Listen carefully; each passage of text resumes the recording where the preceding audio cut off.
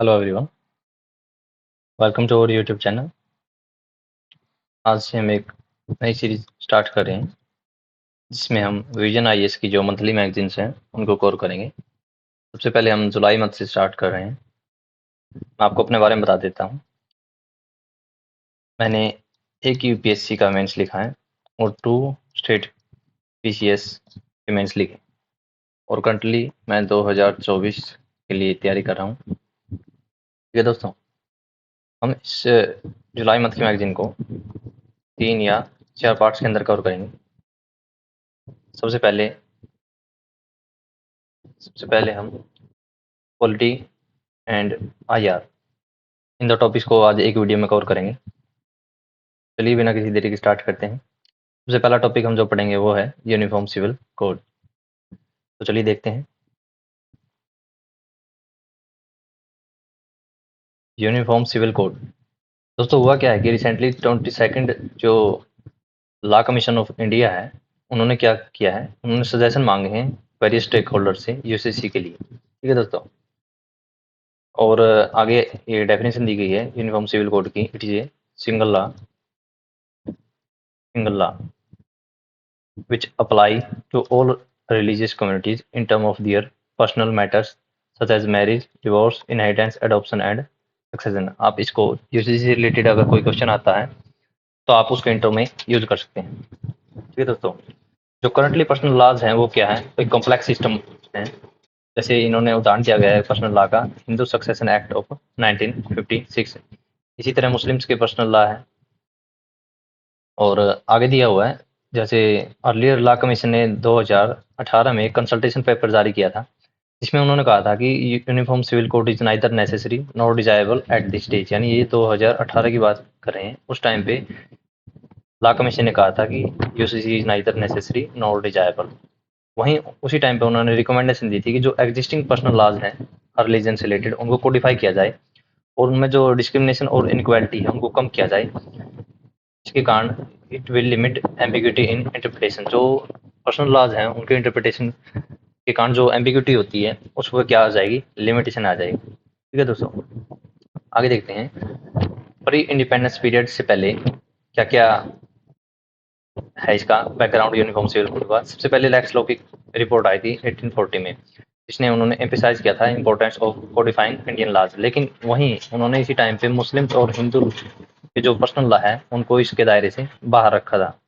उसके अलावा जो अलग लॉ हैं उनको कोडिफाई करने के लिए कहा था। इसके बाद BN राव कमेटी है जो 1941 में कॉन्स्टिट्यूट की गई थी। इन्होंने हिंदू लॉ को कोडिफाई करने के लिए कहा था।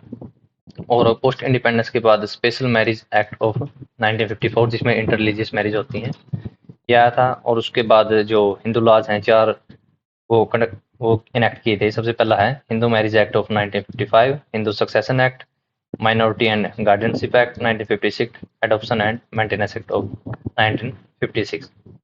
आगे देखते हैं arguments in favour of uniform civil code. सबसे पहला आर्ग्यूमेंट है कॉन्स्टिट्यूशनल मैंडेट, यानी कि आर्टिकल 44 में स्टेट को डायरेक्शन दी गई है कॉन्स्टिट्यूशन के द्वारा कि ये यूनिफॉर्म सिविल कोड को इनेक्ट करेंगे। अगला पॉइंट है promotes secularism. How it promotes secularism, क्योंकि दोस्तों ये रिलीजियस बिलीफ है जो हर सिस्टम में, एक मिनट, जो रिलीजियस बिलीफ है हर सिस्टम में उनको क्या करने नहीं देता, उनको डिक्टेट नहीं करने देता सिविल मैटर्स में। आगे देखते हैं अगला पॉइंट है नेशनल यूनिटी एंड इंटीग्रेशन। आपको भी पता है अगर कोई एक single law for whole country, single law to govern whole country, तो वो क्या करेगा, कंट्री की यूनिटी और इंटीग्रेशन में अपना सहयोग देगा जो रिलीजन की जो सीमा है उनको पार करके। और it will promote common citizenship. ठीक है दोस्तों, आगे है जेंडर जस्टिस, यानी जो महिलाओं और बच्चों के खिलाफ जो इनजस्टिस हो रहा था उसको क्या करेगा, ये एलिमिनेट करेगा। डिस्क्रिमिनेटरी प्रैक्टिस जैसे ट्रिपल तलाक थी मुस्लिम कम्युनिटी में। और वहीं United nation human right commission ने कहा है कि यूसीसी को अगर इम्प्लीमेंट किया जाता है तो ये हेल्प करेगा to demonstrate commitment to principle of equality and non discrimination. यानी इन प्रिंसिपल को अपहेल्ड करने में ये यूनिफॉर्म सिविल कोड हेल्प करेगा। इसके अलावा अगला पॉइंट है सिंप्लीफिकेशन ऑफ लॉज, यानी अगर एक सिंगल लॉ होगा तो क्या करेगा, एग्जिस्टिंग लॉ का जो कॉम्प्लेक्स सिस्टम है उसको क्या करेगा, सिंपल बना देगा, जिसके कारण स्टैंडर्डाइज प्रोसीजर हो जाएगी मैरिज और मैरिज से रिलेटेड या डिवोर्स से रिलेटेड के स्टैंडर्ड प्रोसीजर हो जाएंगे जो रिलीजन के बैरियर से दूर होंगे। अगला है अडेप्टिंग टू मॉडर्न टाइम्स, यानी आज के समय की नीड को देखते हुए जो आज का सोशल लैंडस्केप इवॉल्व हो रहा है और promoting inclusivity and individual freedom को प्रमोट करेगा अगर हम यूनिफॉर्म सिविल कोड को इम्प्लीमेंट करते हैं। इसके अलावा 3 सुप्रीम कोर्ट की जजमेंट्स हैं। सबसे पहली है शाहबानो बेगम 1985, जिसमें इन्होंने एक कंटूर तैयार करने के लिए कहा था यूनिफॉर्म सिविल कोड का पार्लियामेंट को। इसके बाद सलामतुल्लाह केस है 10 साल के बाद यानी 1995, जिन्होंने इस फैक्ट को दोबारा दोहराया था कि पार्लियामेंट को एक लॉ इनेक्ट करना चाहिए। अगला केस है सायरा बानो का, जो 2017 में हुआ था, जो ट्रिपल तलाक को क्या कर दिया गया था, अनकॉन्स्टिट्यूशनल डिक्लेयर कर दिया गया था। आगे देखते हैं। Now there are some arguments which are against in uniform civil code. सबसे पहला है अगेंस्ट डाइवर्सिटी। आपको पता है भारत एक डाइवर्स कंट्री है जिसमें विभिन्न भाषाओं और धर्म के लोग रहते हैं। इसको क्या करेगा, ये माइनॉरिटी के राइट्स को क्या कर देगा, अंडरमाइन कर देगा, उनके कल्चरल और रिलीजियस आइडेंटिटी को। वहीं ये आप इसका अलग पॉइंट है, सेकंड पॉइंट डाल सकते हैं अगेंस्ट कॉन्स्टिट्यूशनल मैंडेट। यहाँ पे कॉन्स्टिट्यूशन ने आर्टिकल 25 में, यानी जो अपने फंडामेंटल राइट हैं उनके अगेंस्ट हो जाएगा आर्टिकल 25 के, जिन्होंने इसमें रिलीजियस फ्रीडम प्रोवाइड की गई है एवरी सिटीजन को। ठीक है दोस्तों, और ये डायल्यूट कर देगा ये rights and protection enjoyed by minority. अगला है लैक ऑफ कंसेंसस, यानी आपको भी पता है डिफरेंट ट्रेडिशन, कस्टम और रिलीजन होने के कारण किसी एक सिंगल लॉ पे आना बहुत मुश्किल है। ठीक है दोस्तों, और ये क्या सिचुएशन पैदा कर देगा, it will lead to the social unrest. अगला पॉइंट है फेडरल स्ट्रक्चर। फेडरल स्ट्रक्चर को कैसे प्रोवाइड करेगा, ऐसा एक्सपर्ट का कहना है कि सेंट्रल यूनिफॉर्म सिविल कोड को अगर एनेक्ट करता है तो यह स्टेट की कॉम्पिटेंसी के खिलाफ होगा और कोऑपरेटिव फेडरलिज्म के भी खिलाफ होगा, क्योंकि ऐसा माना जाता है कि state better prepared to legislate and assess personal laws. ठीक है दोस्तों, आगे देखते हैं वे फॉरवर्ड। सबसे पहले हमें क्या करना चाहिए, कंसेंसस बिल्ड करनी चाहिए। किसके through, constructive dialogue with all stakeholders. अगला है स्ट्रॉन्ग पॉलिटिकल विल होना चाहिए, जिसमें राजनीतिक फायदा न देके यानी पॉलिटिकल गेन। हमें क्या करना चाहिए, नॉन पार्टीशन के बेस पे इंक्लूसिव मैनर में यूसीसी को इम्प्लीमेंट करना चाहिए। अगला पॉइंट है अवेयरनेस पैदा करनी चाहिए हमें, जो हर एक रिलीजन के अंदर जो पर्सनल लॉ है उनके बारे में और उनकी खामियों के बारे में। इसके अलावा eradicating discrimination in existing personal laws to ensure principle of justice, equality and non discrimination. अगला है अडोप्टिंग ए पिचमिल अप्रोच। यदि आपको कंक्लूजन एक लाइन में लिखना होता है तो आप इस लाइन को यूज कर सकते हैं, जो लॉ कमीशन ने कहा था कि आप एकदम से रिजिड सिस्टम ना बना के पिचमिल अप्रोच यूज कर सकते हैं। आगे है certain Indian laws already follow uniform code. कैसे, जो इंडियन कॉन्ट्रैक्ट एक्ट है, सिविल प्रोसीजर कोड है, पार्टनरशिप एक्ट है, एविडेंस एक्ट है, इनमें क्या है, यूनिफॉर्म कोड को throughout our country follow करते हैं। अगला है codification of all personal laws, यानी जो एग्जिस्टिंग पर्सनल लॉज हैं उनको कोडिफाई करना चाहिए, उनकी खामियों को पहले ही दूर करना चाहिए, ना कि एक single rigid uniform civil code को अडॉप्ट किए। आगे देखते हैं। अगला इशू है जुडिशियल पेंडेंसी के लिए। ये क्या है, जुडिशियल पेंडेंसी क्या होती है, क्लॉगिंग ऑफ जुडिशियल सिस्टम। अगर जुडिशियल सिस्टम क्लॉग हो जाता है यानी केसेस की ज़्यादा संख्या हो जाती है, केस डिस्पोजल की रेट कम हो जाती है, तो उसमें जुडिशियल पेंडेंसी का इशू राइज होता है। हाल ही में लॉ मिनिस्टर ने क्या किया है, राज्यसभा को इन्फॉर्म किया कि 5.02 करोड़ केसेज हो चुके हैं पेंडिंग। ठीक है दोस्तों, उसके रीजन क्या बताए गए हैं। सबसे पहला है कि लो रेशियो ऑफ जजेस to population and delay in filling the vacancy. सबसे पहले जज जजों की संख्या काफ़ी कम है, जैसे यहाँ पे दी गई है 21 जज फॉर एवरी मिलियन पीपल, यानी 10 लाख लोगों के ऊपर सिर्फ 21 जज हैं। वहीं लॉ कमीशन ने कहा कि 50 जज होने चाहिए 10 इतने 1 मिलियन के ऊपर। अगला है फ्रीक्वेंट एडजर्नमेंट। पहले कहा गया है जैसे एक प्रोसीजर है कि हर एक केस को मैक्सिमम 3 टाइम एडजर्न किया जा सकता है, लेकिन ज़्यादातर 50% से ज़्यादा केस ऐसे हैं जिसमें इस प्रिंसिपल को फॉलो नहीं किया जाता, जिसके कारण पेंडेंसी बढ़ रही है। अगला है लैक ऑफ इंफ्रास्ट्रक्चर, जैसे कि इंटरनेट की सुविधा नहीं है, वर्किंग स्टाफ की लैकाडेसिकल अप्रोच है, और कोर्ट रूम जो ऑक्यूपाई जजेज उनकी संख्या कम है। अगला देखते हैं डिलेड इन्वेस्टिगेशन। इन्वेस्टिगेशन में डिले के कारण केस की पेंडेंसी बढ़ती जाती है।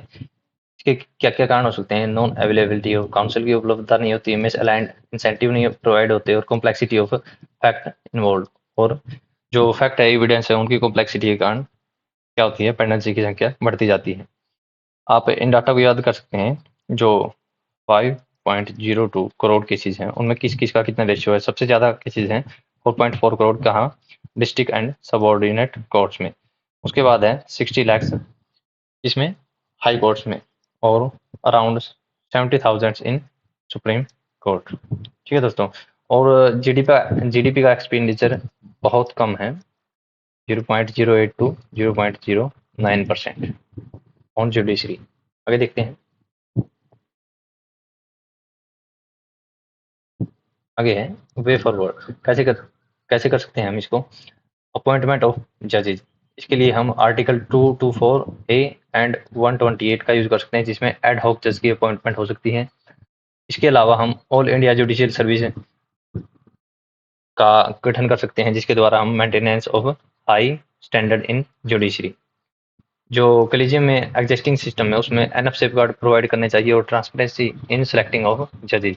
जो एग्जिस्टिंग कॉलेजियम सिस्टम है उस पर काफी बार आरोप लगाए जाते हैं कि फेवरेटिज्म पे काम करता है, और इसमें भ्रष्टाचार की भी आरोप लगाए जाते हैं। उसको क्या बनाना चाहिए, मोर ट्रांसपेरेंट बनाना चाहिए, और सेफगार्ड प्रोवाइड करने चाहिए फॉर सेलेक्टिंग जजेज। आगे देखते हैं।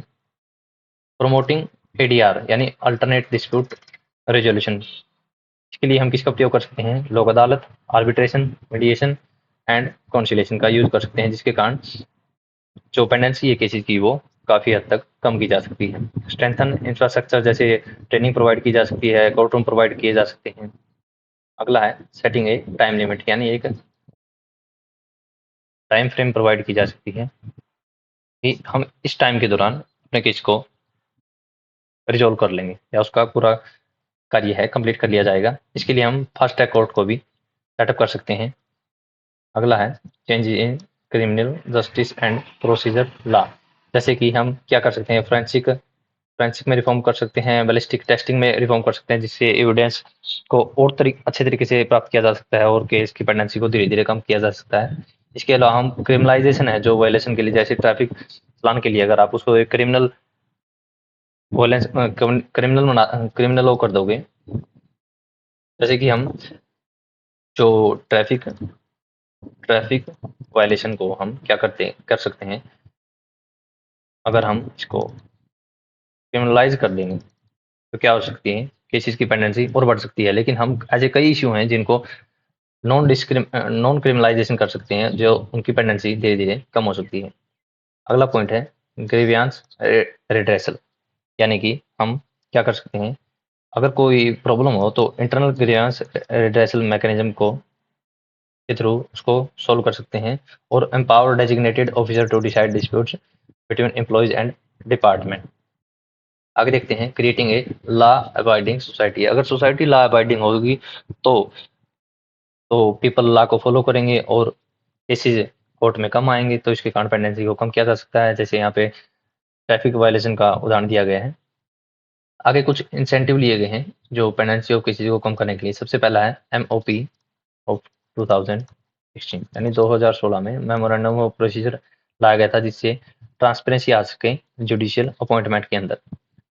अगला है प्रोजेक्ट सहयोग, और उससे अगला है लिम्स वेब एप्लीकेशन, यानी legal information management and verifying system. हम इस लिम्स एप्लीकेशन के द्वारा क्या कर सकते हैं, जो सेंट्रल गवर्नमेंट जिन केसेस में इन्वॉल्व होती है उनको अच्छी तरीके से मॉनिटर किया जा सकता है, उसमें ट्रांसपेरेंसी और एफिशिएंसी लाई जा सकती है। अगला है जो एडीआर को रिफॉर्म करने के लिए है, mediation bill 2023 provide pre litigation mediation by parties. अगला है e court project for involvement of technology in providing justice. अगला है नेशनल लिटिगेशन पॉलिसी ऑफ 2010, यानी ये पॉलिसी लाई गई थी ताकि सेंट्रल गवर्नमेंट अपने जो कानून बनाती है उनमें ऐसे तरीके से कोई एक्ट किया जा सकते कि वह कम से कम केसेस में पार्टी बने। अगला फास्ट ट्रैक कोर्ट को क्या किया जा सकता है, सेटअप किया जा सकता है पेंडेंसी कम करने के लिए। अगला टॉपिक है ईडी से रिलेटेड। सुप्रीम कोर्ट ने हाल ही में क्या किया है, जो थर्ड एक्सटेंशन दी गई थी ईडी के जो चीफ को है उसको क्या कर दिया गया है, इनवैलिड कर दिया गया है, क्योंकि सुप्रीम कोर्ट ने पहले ही कहा था कि जो फिलहाल जो ईडी के चीफ हैं उनको थर्ड एक्सटेंशन नहीं दी जानी चाहिए। सुप्रीम कोर्ट ने ऐसा कहा है।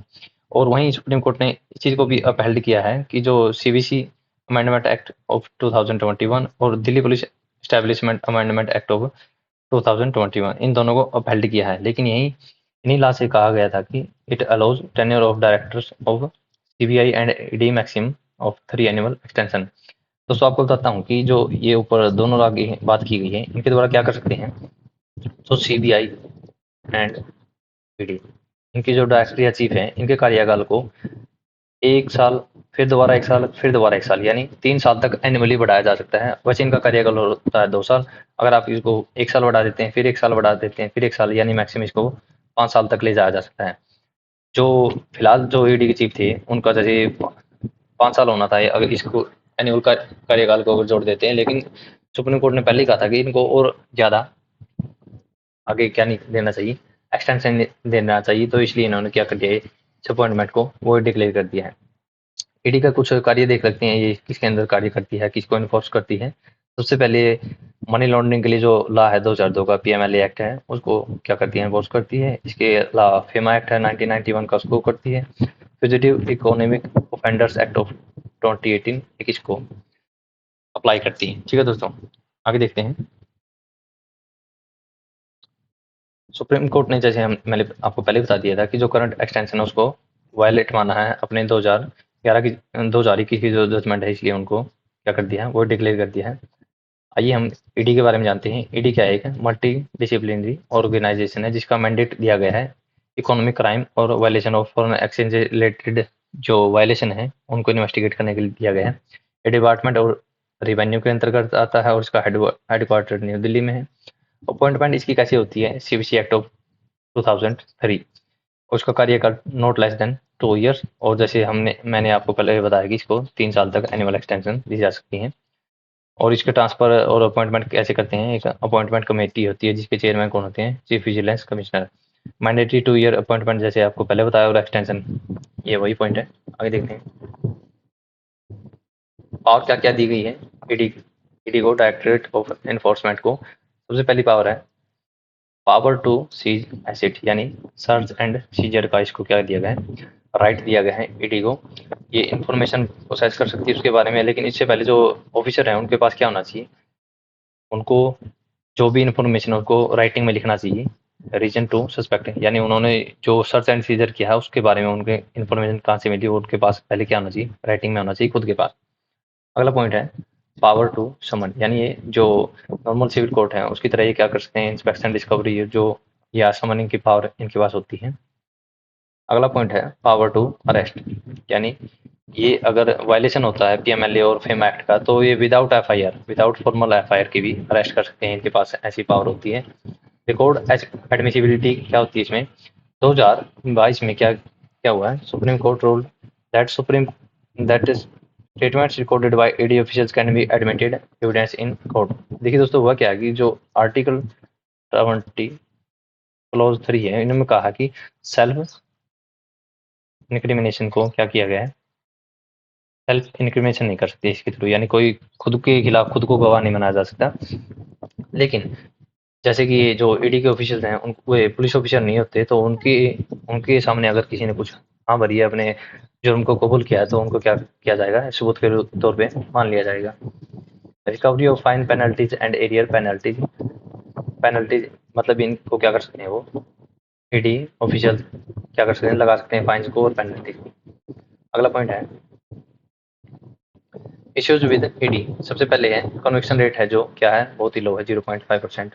और ट्रांसपेरेंसी क्या है, lack of transparency about ED selection in cases of investigation, यानी जो ईडी जो केसेस को सिलेक्ट करती है कि हम इस केस को इन्वेस्टिगेट करेंगे, उसको सिलेक्शन में क्या है, ट्रांसपेरेंसी नहीं है। ये ऐसा आरोप लगाया जाता है कि जो रूलिंग पार्टी है वो ये डिसाइड करती है कि किस केस को इन्वेस्टिगेट करना है या किसके खिलाफ रेड मारनी है ईडी को, ऐसा ईडी पे आरोप लगता है। फॉलिंग क्रेडिबिलिटी क्या होता है, इसकी जो सेंट्रल गवर्नमेंट एजेंसी है इनकी इमेज को क्या कर दिया गया, tarnish by the allegation of corruption, lack of impartiality and close access with the political class.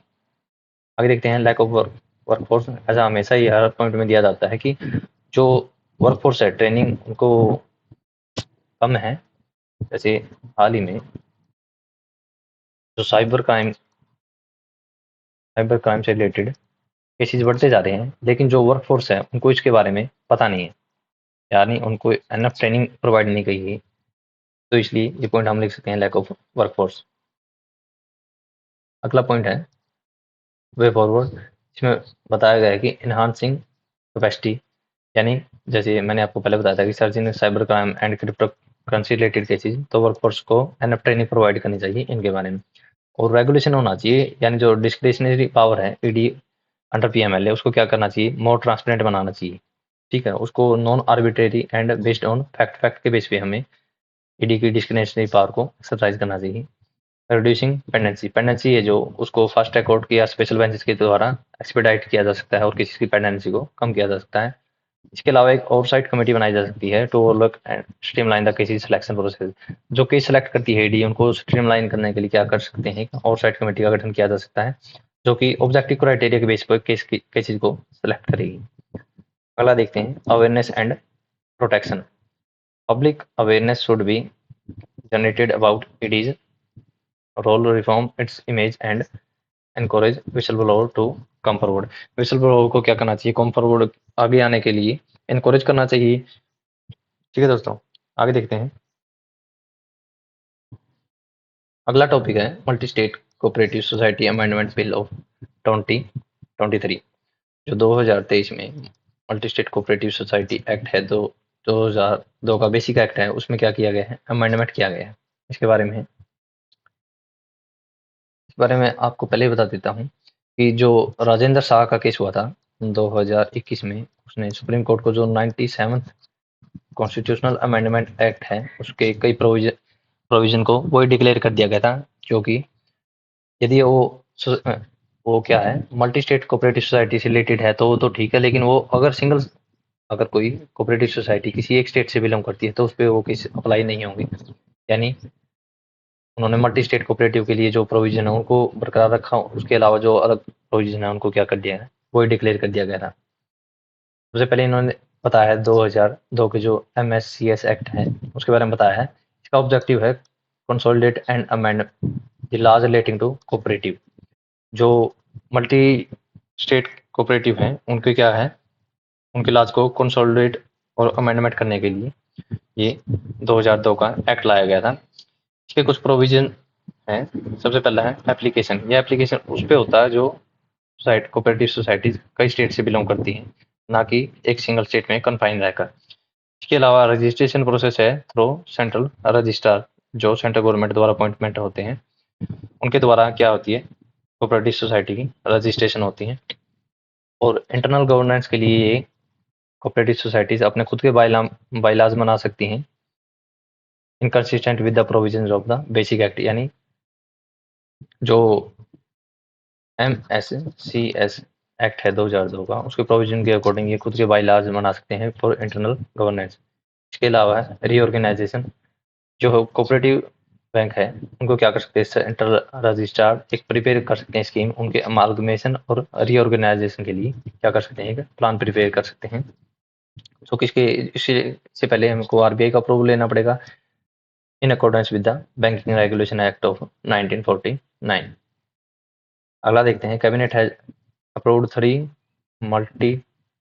National level multi state cooperative society. सबसे पहली सोसाइटी है एक्सपोर्ट से रिलेटेड, उससे अगली सोसाइटी है ऑर्गेनिक सोसाइटी, इसके अलावा एक है सीड सोसाइटी। आप इन 3 सोसाइटी का नाम याद रख सकते हैं। आगे देखते हैं कोऑपरेटिव प्रिंसिपल्स, यानी कोऑपरेटिव सोसाइटी किन प्रिंसिपल पे काम कर सकती है। सबसे पहला open membership and voluntary membership. इसके अलावा मेंबर्स इकोनॉमिक पार्टिसिपेशन, यानी जिसके मेंबर होते हैं वो इकोनॉमिक पार्ट अपने पैसे उसमें देते हैं और वो उसके ओपन मेंबरशिप ले सकते हैं उसमें। इसके अलावा education, training and information. Democratic member control, यानी एक डेमोक्रेटिक स्ट्रक्चर होता है इसका कोऑपरेटिव सोसाइटी का, उसको ऑटोनॉमी होती है एंड इंडिपेंडेंस होती है। इसके अलावा वो कंसर्न फॉर द कम्युनिटी, यानी वो कम्युनिटी के लिए काम करते हैं। Why there is need to amend the bill.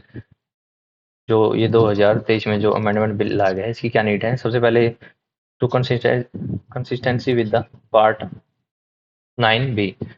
जो पार्ट 9B है उसके साथ कंसिस्टेंसी के लिए इस बिल को लाया गया है। ठीक है दोस्तों, जो 97 कॉन्स्टिट्यूशनल अमेंडमेंट एक्ट है उसके साथ कंसिस्टेंसी के लिए इस अमेंडमेंट बिल को लाया गया है। And fulfilment of cooperative principal, जो ये यहाँ पे प्रिंसिपल दिए गए हैं इनकी फुलफिलमेंट के लिए इस अमेंडमेंट ला को लाया गया है। Need for reforms in multi state cooperative society, easier and digital registration process अब प्रदान की गई है। इसके कारण एक्टिव मेंबरशिप इसमें बढ़ती जा रही है और उसके transparency through information officer and grievance redressal. अगला देखते हैं revival of Sikh multi state cooperative society through a dedicated fund, यानी कि एक डेडिकेटेड फंड इस्टेब्लिश किया गया है जिसके द्वारा जो Sikh multi state cooperative society है उनको क्या किया जाएगा, उनका रिवाइवल किया जाएगा। ठीक है दोस्तों, एक्यूमुलेटेड लॉसेज ऐसी कौन सी सोसाइटी है जिसको sick multi state cooperative society कहा जा सकता है, उसके लिए एक क्राइटेरिया है एक्यूमुलेटेड लॉसेज इक्वल टू और exceeding the total of its paid up capital free reserve and surplus. अगर इनसे ज़्यादा हो और suffered cash losses in the past two financial year, और यदि लास्ट के 2 फाइनेंशियल ईयर में कैश लॉसेज होता है, ऐसी कंपनी को और ऐसी कोऑपरेटिव सोसाइटी को Sikh multi state cooperative society कहा जाएगा। आगे देखते हैं की फीचर्स क्या है। जो 2023 का जो अमेंडमेंट एक्ट है इसके की फीचर क्या है। सबसे पहले इन्होंने क्या किया है, election authority cooperative election authority को सेटअप किया गया है। देखिए दोस्तों, हाल ही में मतलब प्रेजेंटली जो सिस्टम है उसमें क्या है, जो एग्जिस्टिंग बोर्ड है मल्टी स्टेट कोऑपरेटिव सोसाइटी का, वही इलेक्शन को डिसाइड कर सकता है और इलेक्शन की प्रोसीजर को वही गवर्न करता है। लेकिन इस अमेंडमेंट एक्ट के द्वारा जो सेंट्रल गवर्नमेंट है उन्होंने कोऑपरेटिव इलेक्शन अथॉरिटी का गठन किया है। The bill specifies that the central government will establish cooperative election authority। इसमें बिल में बताया गया कि central government cooperative election authority को सेटअप करेगी, इसके बोर्ड को। The authority will consist of, इसमें चेयरमैन होंगे, वाइस चेयरमैन होंगे और 3 मेंबर होंगे। ठीक है दोस्तों, इसके अलावा amalgamation and division of cooperative societies, जो मल्टी स्टेट कोऑपरेटिव सोसाइटी है उनको क्या कर सकते हैं, उनको अमालगमेशन यानी उनको एक साथ लाया जा सकता है या उनका डिवीजन किया जा सकता है। अगला देखते हैं fund for the Sikh cooperative society. जैसा आपको ऊपर बताया गया था, एक फंड है जिसका नाम है cooperative rehabilitation reconstruction and development fund to revive sick multi state cooperative society. आगे देखते हैं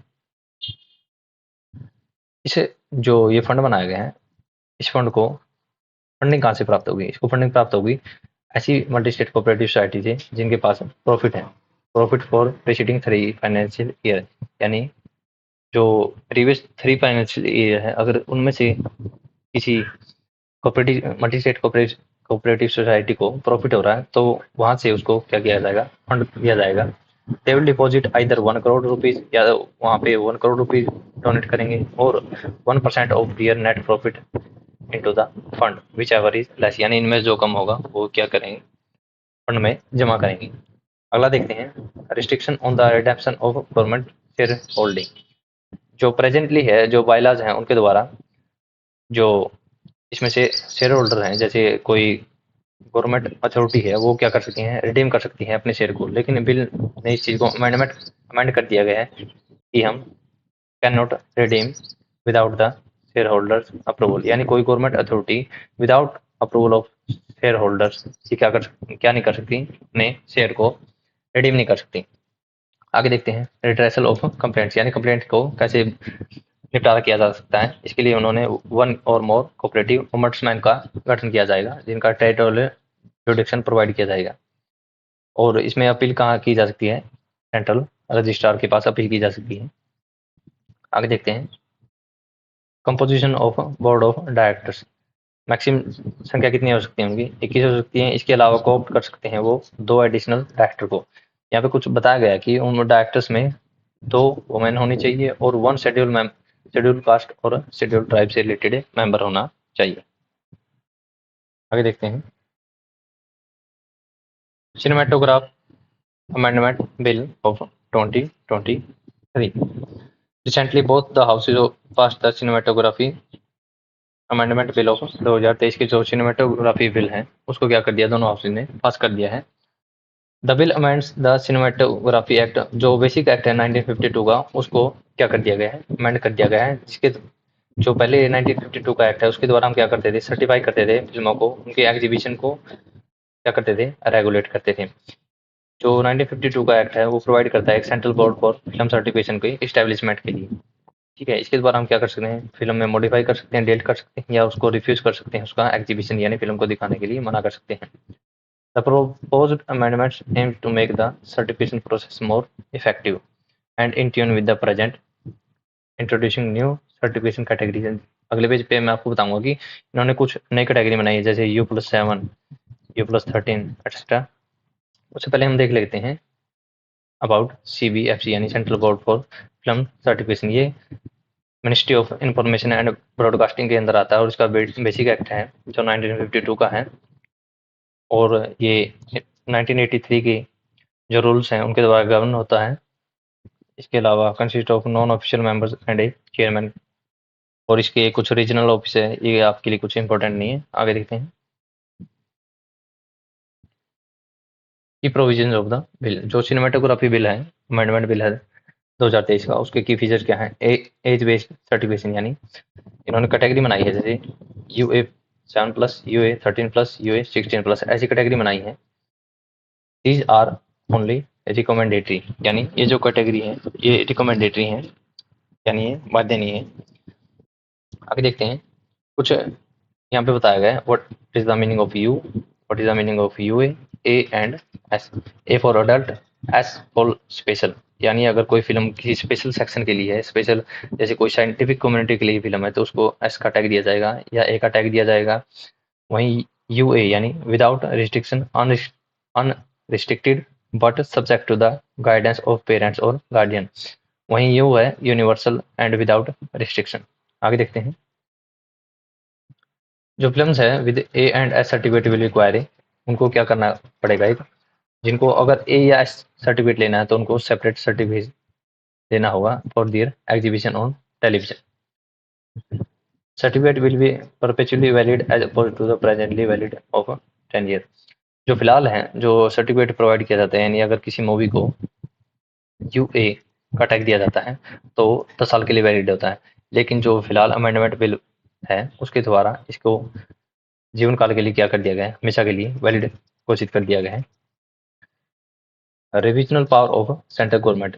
दोस्तों पहले जो सेक्शन 6 क्लॉज 1 था इसका, सिनेमेटोग्राफी एक्ट ऑफ 1952 का, उसमें क्या सिस्टम था, अगर एक बार किसी फिल्म को कोई सर्टिफिकेशन दिया जाता है तो उसके बाद सेंट्रल गवर्नमेंट उसमें इंटरफेयर नहीं कर सकती है। लेकिन सुप्रीम कोर्ट के डायरेक्शन को मानते हुए जो संकारपा केस है 2000 का, उसमें कहा है कि सेंट्रल गवर्नमेंट को ऐसा राइट दिया जाना चाहिए, अगर कोई फिल्म पहले सर्टिफाई हो चुकी है तो सेंट्रल गवर्नमेंट उसमें दोबारा क्या कर सकती है, उसको रिवीजन कर सकती है। आगे देखते हैं पायरेसी है जो उसको क्या कर दिया गया है, प्रोहिबिट किया कर दिया गया है अंडर कॉपीराइट एक्ट ऑफ 1957, और वहाँ पे penal action in case of violation any of this provision. आगे देखते हैं, आगे है न्यूज इन शॉर्ट। सबसे पहले है right to silence. Right to silence ये किस आर्टिकल के अंदर आता है, it's emanates from the article 20 clause 3, यानी ये आर्टिकल 20 क्लॉज 3 के अंदर आता है right to silence. Protection is limited only to criminal cases, right is not available to a person. यदि किसी पर्सन को कस्टम एक्ट या फॉरेन एक्सचेंज मैनेजमेंट एक्ट के अंदर इंटेरोगेट किया जाता है तो उसको क्या नहीं होता, उसको लॉयर के लिए एंटाइटल नहीं होता, यानी वो लॉयर ये कंपलसरी नहीं है कि उनको लॉयर प्रोवाइड किया जाता है। इसका कारण ये है कि वो सिर्फ क्या कर रहे हैं, इंटेरोगेट कर रहे हैं, वो एक एक्यूज नहीं है। जो पर्सन जिसको इंटेरोगेशन के लाया गया है वो एक्यूज पर्सन नहीं है, उनको सिर्फ इन्वेस्टिगेशन की जा रही है उसके बारे में, वो अक्यूज नहीं है अभी तक। ठीक है दोस्तों, इसके अलावा नंदिनी सतपथी और PL दानी केस है, supreme court stated compelling a person questioning within the limit of a police station में result in violation of article इतना। इस केस में कहा गया कि अगर किसी को पुलिस स्टेशन के अंदर इन्वेस्टिगेशन की जाती है, उसको क्वेश्चन की जाती है, तो वो क्या कर सकता है, आर्टिकल 20 क्लॉज 3 का क्या है, वायलेशन है।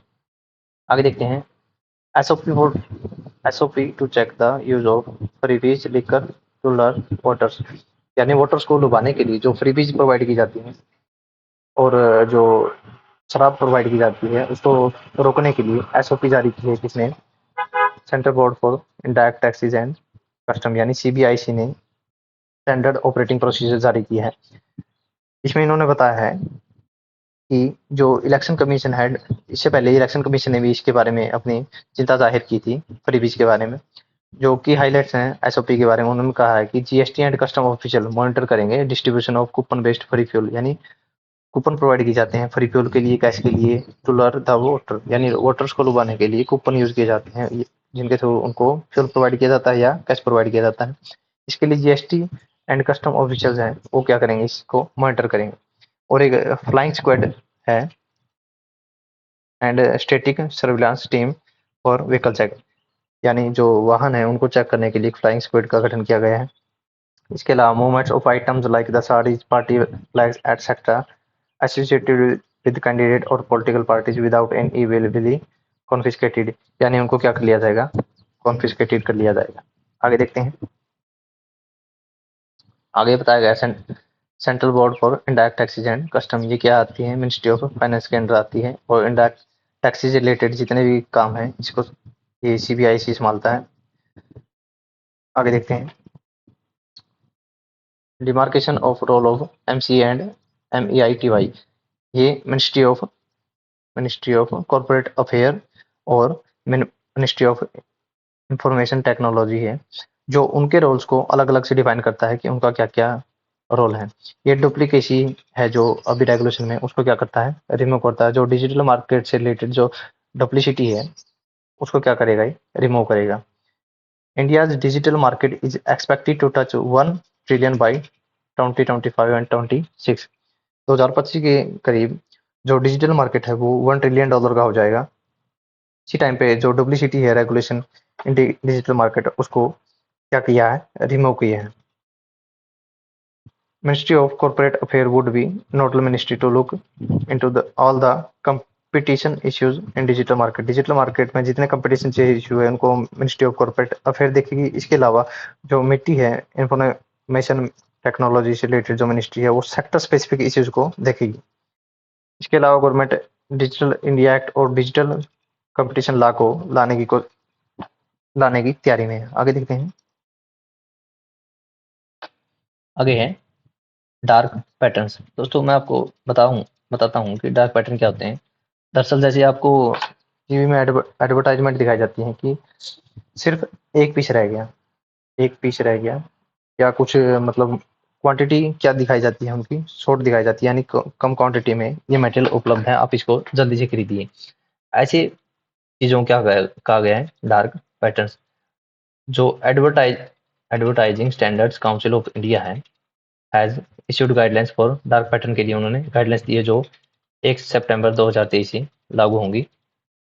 उन्होंने बताया है, सबसे पहले ये देखिए, dark pattern is a user interface crafted to trick और manipulate user into making choice detrimental to their trust, यानी उनको क्या किया जाता है, मैनिपुलेट किया जाता है इसके द्वारा ट्रिकी वे, यूजर जो उनके लिए क्या होता है, डेट्रीमेंटल टू देयर इंटरेस्ट, यानी वो एक महंगा प्रोडक्ट खरीद सकते हैं, यार जिस प्रोडक्ट में उनका इंटरेस्ट नहीं है ऐसे प्रोडक्ट को खरीद सकते हैं।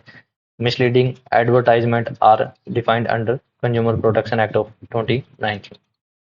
जो ये गाइडलाइंस कुछ 4 चीज़ों के बारे में बात करेंगे। सबसे पहले है ड्रिप प्राइसिंग, यानी the elements of the cost are not revealed upfront, यानी सीधा उसको प्राइस नहीं बताया जाता किसी भी ऑब्जेक्ट का। अगर डायरेक्ट आपको प्राइस नहीं बताया जाता तो क्या है, एक ड्रिप प्राइसिंग के थ्रू आता है। और गाइडलाइंस बताई गई हैं जिसमें उनको ये दिखाना होगा पहले कि टैक्स कितने हैं, इसमें ड्यूटी कितनी लगेगी और फीस कितनी लगेगी, सबसे पहले।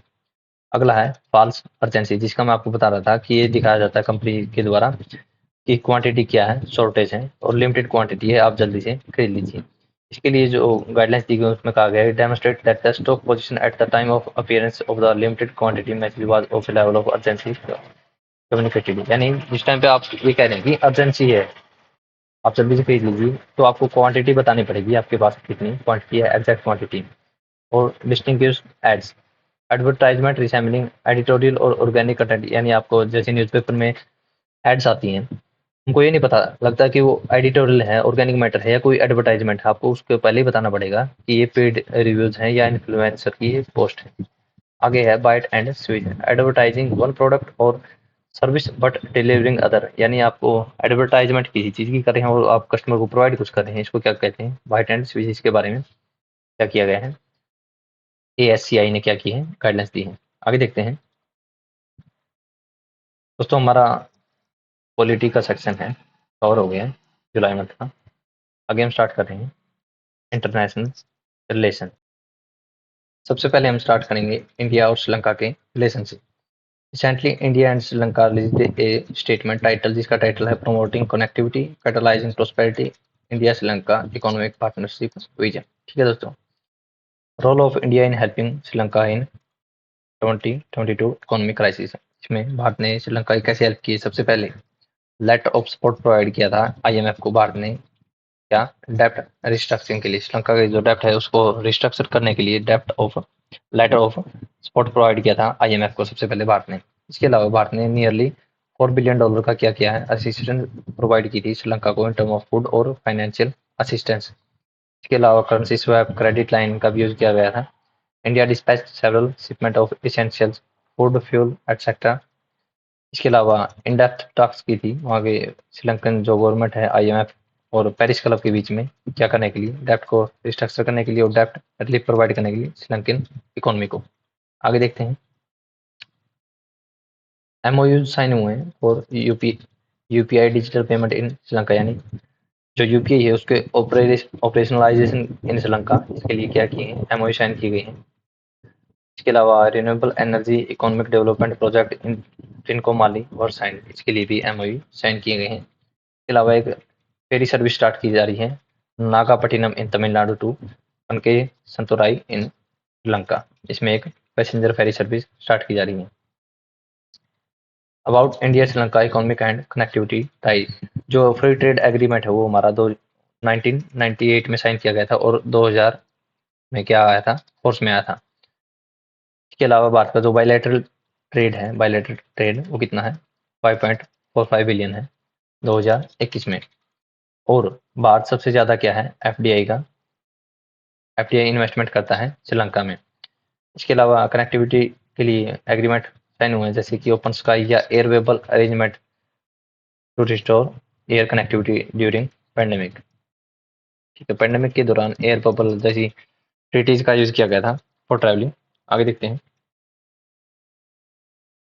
Other areas of convergence between India and Sri Lanka. सबसे पहले है trade, 2/3 of world oil and half of container transport, यानी जो श्रीलंका अपनी पोजीशन के कारण इसके साउथ से क्या होते हैं, दो तिहाई वर्ल्ड का ऑयल और लगभग 50% क्या कंटेनर इसके साउथ से पास होते हैं। ठीक है, इसके अलावा जो पॉलिटिकल इंटरेस्ट हैं, ये भारत की नेबरहुड फर्स्ट और सागर, यानी security and growth for all in the region vision के लिए महत्वपूर्ण है। इसके अलावा मिलिट्री सिग्निफिकेंस कैसे है, इसके साथ हम मित्र शक्ति एक्सरसाइज करते हैं और स्लीनेक्स जो नेवल एक्सरसाइज है वो कंडक्ट करते हैं। Sri Lanka lies in the junction of Arabian sea and bay of Bengal. आगे देखते हैं कल्चरल सिग्निफिकेंस क्या है। सबसे पहले है Buddhism and Tamil people. 2 point है इसमें सिर्फ कल्चरल सिग्निफिकेंस में। सबसे पहले बुद्धिज्म, जो श्रीलंकन पीपल है वो बुद्धिज्म को फॉलो करते हैं। इसके अलावा वो उसके अपर पार्ट यानी नॉर्थ में कौन से लोग रहते हैं, तमिल पीपल रहते हैं, जिनका हमारा तमिलनाडु के जो तमिलियन पीपल हैं उनके साथ लगाव है, पीपल टू पीपल टाई। आगे देखते हैं डाइवर्जेंस से रिलेटेड कौन से पॉइंट है। सबसे पहला पॉइंट है ट्रस्ट डेफिशिएंट, यानी जो भारत की बिग ब्रदर इमेज है उसके कारण ट्रस्ट डेफिशिएंट है दोनों कंट्रीज के बीच में, रिलेशन के बीच में। आगे देखते हैं फिशिंग डिस्प्यूट, यानी जो 1974 के जो कच्चादीव आइलैंड है उसके कारण वहाँ पे फिशरमैन की लगातार क्या होते हैं, डिस्प्यूट होते हैं। आपको हर रोज न्यूज़पेपर में न्यूज देखने को मिलती होगी कि भारत या श्रीलंका के फिशरमैन को क्या कर दिया, पुलिस ने अरेस्ट कर लिया है इन पाक स्टेट्स। आगे देखते हैं economic and political crisis affected by countries ability to engage. जो श्रीलंकन इकोनॉमी है वो इकोनॉमिक और पॉलिटिकल क्राइसिस, राजापक्से ब्रदर्स आपने देखा हो उनके साथ क्या हुआ था, उसके कारण कंट्री की एबिलिटी टू एंगेज में क्या हुआ है, उस पर अफेक्ट आया है। आगे देखते हैं strategic issue due to increase Chinese presence. जो चाइना है उसने हमन टोटा और कोलंबो पोर्ट पे जैसे अपना हक जमा लिया। उसके अलावा उन्होंने माई टाइम सिल्क रूट है श्रीलंका ने, उसके मिट में आने के कारण श्रीलंका की इकोनॉमी को भारी नुकसान हुआ है। इसके कारण दोनों कंट्रीज इंडिया और श्रीलंका के बीच में डाइवर्जेंस हो रही है। इसके अलावा जो तमिल क्वेश्चन है, जो 13 अमेंडमेंट एक्ट था, यानी जो 13 अमेंडमेंट था श्रीलंकन कॉन्स्टिट्यूशन में, उसके द्वारा more devolution of power to provinces has not been implemented. जो यानी जो तमिल पीपल है उनको ज़्यादा पावर प्रोवाइड की गई थी उनके प्रोविंस को, लेकिन उसको अच्छी तरह से इम्प्लीमेंट नहीं किया गया है। आगे देखते हैं वे फॉरवर्ड। सबसे पहला पॉइंट है कंटिन्यूड एफर्ट, यानी जो एग्जिस्टिंग एफर्ट है फर्स्ट रिस्पॉन्डर के, उसको क्या करना चाहिए, कंटिन्यू रखना चाहिए। इसके अलावा रीजनल कोऑपरेशन करना चाहिए through the organisation such as BIMSTEC and SAARC. ठीक है दोस्तों, आगे है permanent solution for the fisherman issue, यानी फिशरमैन, ये देखिए दोनों कंट्रीज भारत और श्रीलंका, दोनों कंट्रीज के ज़्यादातर लोग फिशिंग कम्युनिटी पे, जो कोस्टल एरिया में जो लोग रहते हैं वो फिशिंग इंडस्ट्री पर डिपेंड रहते हैं। इस इश्यू को बायलैटरल टॉक्स के द्वारा क्या किया जा सकता है, सॉल्व किया जा सकता है। इसके अलावा कॉम्बैटिंग टेररिज्म, श्रीलंका में आईएसआईएस की जो आइडियोलॉजी है वो इंक्रीज हो रही है, उसके कारण वहाँ पे अटैक्स बढ़ते जा रहे हैं, और भारत और श्रीलंका को मिलकर इसका क्या करना चाहिए, अच्छे से सामना करना चाहिए, इसको कॉम्बैट करना चाहिए। बिल्डिंग ट्रस्ट, अगला पॉइंट है mindful of sensitivities of Sri Lanka as a small state. Bharat को भी ध्यान रखना चाहिए कि श्रीलंका एक स्मॉल स्टेट है और उसकी कुछ नीड्स हैं, वहीं श्रीलंका को ध्यान रखना चाहिए भारत एक क्या है, नेट सिक्योरिटी प्रोवाइडर है, net security provider in the region. और चाइना को इनको किसी भी कार्य को लेने से ये पहले ये सोचना चाहिए, चाइना से अगर कोई कार्य करवा रहे हैं तो ये सोचना चाहिए कि भारत पे इसका क्या इफेक्ट जाएगा। इसके अलावा पीपल टू पीपल टाइज, जो कल्चरल एक्सचेंज है, टूरिज्म है, एजुकेशन कोऑपरेशन है, इनके द्वारा बुद्धिज्म और तमिल पीपल का रोल है, उसको क्या कर सकते हैं, उसके द्वारा हम पीपल टू पीपल कॉन्टैक्ट को बढ़ा सकते हैं। आगे देखते हैं, अगला है India and France. Marking 25 year of their strategic relation, 1998 में स्ट्रेटेजिक पार्टनरशिप हुई थी इंडिया और फ्रांस के बीच में, आज उसको 25 साल हो गए हैं। इस मौके पर क्या किया इंडिया और फ्रांस ने, 2047 के लिए हॉरिजन 2047 फ्रेमवर्क को जारी किया है, यानी ये आउटलाइन करेगा जो ट्रेजेक्ट्री है 2047 तक की उसको। द की outcomes of the visit, joint commitment to eliminate single use plastic and product pollution, जो सिंगल यूज प्लास्टिक है उसके यूज को एलिमिनेट करने के लिए कहा गया है इस जॉइंट कमिटमेंट में। इसके अलावा जो इंडो पैसिफिक है उसके लिए एक रोड मैप तैयार करने के लिए कहा गया है। Consulate general of India in Marseille and bureau D France in Hyderabad को अनाउंस किया गया है। इसके अलावा फ्रांस ने सपोर्ट किया है सेकंड सिटीज जो इनिशिएटिव है इंडियन गवर्नमेंट का, उसके सेकंड वर्जन को। इसके अलावा आगे देखते हैं, the horizon framework include sector such as defence, energy, space etcetera. जो 2047 का हॉरिजन है या ट्राइजेक्ट्री है इंडिया और फ्रांस के रिलेशन की, उसमें nuclear energy, space, single use plastic आदि को शामिल किया गया है। इसके अलावा 5 ईयर शेंगन वीजा को भी शामिल किया गया है। Two nation adopted three pillar adopt किए हैं। सबसे पहला है planet, people and security in the next 25 year, यानी इन तीन चीज़ों को वैधता दी जाएगी अगले 25 साल में। इसके अलावा reinforced in critical technology and technology जैसे आर्टिफिशियल इंटेलिजेंस या क्वांटम कंप्यूटिंग है, उसमें क्या क्या है, रीइंफोर्स करेंगे एक दूसरे के संबंध को। आगे देखते हैं, timeline for India and France relation. सबसे पहले डिप्लोमेटिक रिलेशन सेटअप हुए थे 1947 में। इसके बाद 5 मेन फ्रेंच सेटलमेंट है जो वो क्या कर दी गई थी, भारत को वापस कर दी गई थी ट्रीटी ऑफ 1954 के द्वारा। कब की गई थी, 1962 में। इसके अलावा स्ट्रेटेजिक पार्टनरशिप, जैसे मैंने आपको बताया था 1998 में क्या की गई थी, स्ट्रेटेजिक पार्टनरशिप को साइन किया गया था। कुछ कन्वर्जेंस के पॉइंट हैं इंडिया और फ्रांस के रिलेशन में। सबसे पहला पॉइंट है मॉडर्नाइजेशन ऑफ डिफेंस सेक्टर। इसके लिए क्या, सबसे पहले कुछ पॉइंट है जिनको मैनेज कर सकते हैं। सबसे पहले है P-75 स्कॉर्पियन टेक्नोलॉजी ट्रांसफर की गई थी। इसके अलावा राफेल एयरक्राफ्ट को फ्रांस से क्या किया गया था, भारत को दिया गया था। ये कुछ एग्जाम्पल हैं भारत की डिफेंस सेक्टर को मॉडर्नाइज करने में जो फ्रांस का रोल है उसको। ये क्या करते हैं, टेक्नोलॉजी को ट्रांसफर करते हैं, अनेबलिंग इंडिजिनियस प्रोडक्शन यानी भारत की जो अपने आप इंडिजिनियस प्रोडक्शन कैपेबिलिटी उसको बढ़ाते हैं और ज्वाइंट वेंचर को सेटअप करते हैं। आगे देखते हैं। अगला है इकोनॉमिक कोऑपरेशन। फ्रांस जो currently 11th largest foreign investor है इंडिया में, इसने 2000 और 2022 यानी लास्ट के 22 साल में कितना किया है, 10 बिलियन इन्वेस्ट किया है एफडीआई में भारत में। इसके अलावा एनपीसीआई की जो एनपीसीआई इंटरनेशनल पेमेंट लिमिटेड है, उन्होंने फ्रांस के लेरा कोलेक्ट्स के साथ एग्रीमेंट किया है roll out of UPI in France and Europe के लिए एक एग्रीमेंट किया है। अगला पॉइंट है countering terrorism. Both countries have resolved to work together for the adoption of comprehensive, जो 1996 में भारत ने comprehensive convention on international terrorism दी गई थी, जिसके द्वारा टेररिज्म को डिफाइन किया गया था, उसमें भारत का फ्रांस क्या करता है, सपोर्ट करता है। इसके अलावा स्ट्रेंथनिंग डेवलपमेंट, इसके लिए एएफडी ने क्या किया था, 200 मिलियन यूरोज को क्या किया था, सपोर्ट किया था भारत की वेलफेयर और वल्नरेबल सेक्शन के अपलिफ्टमेंट के लिए।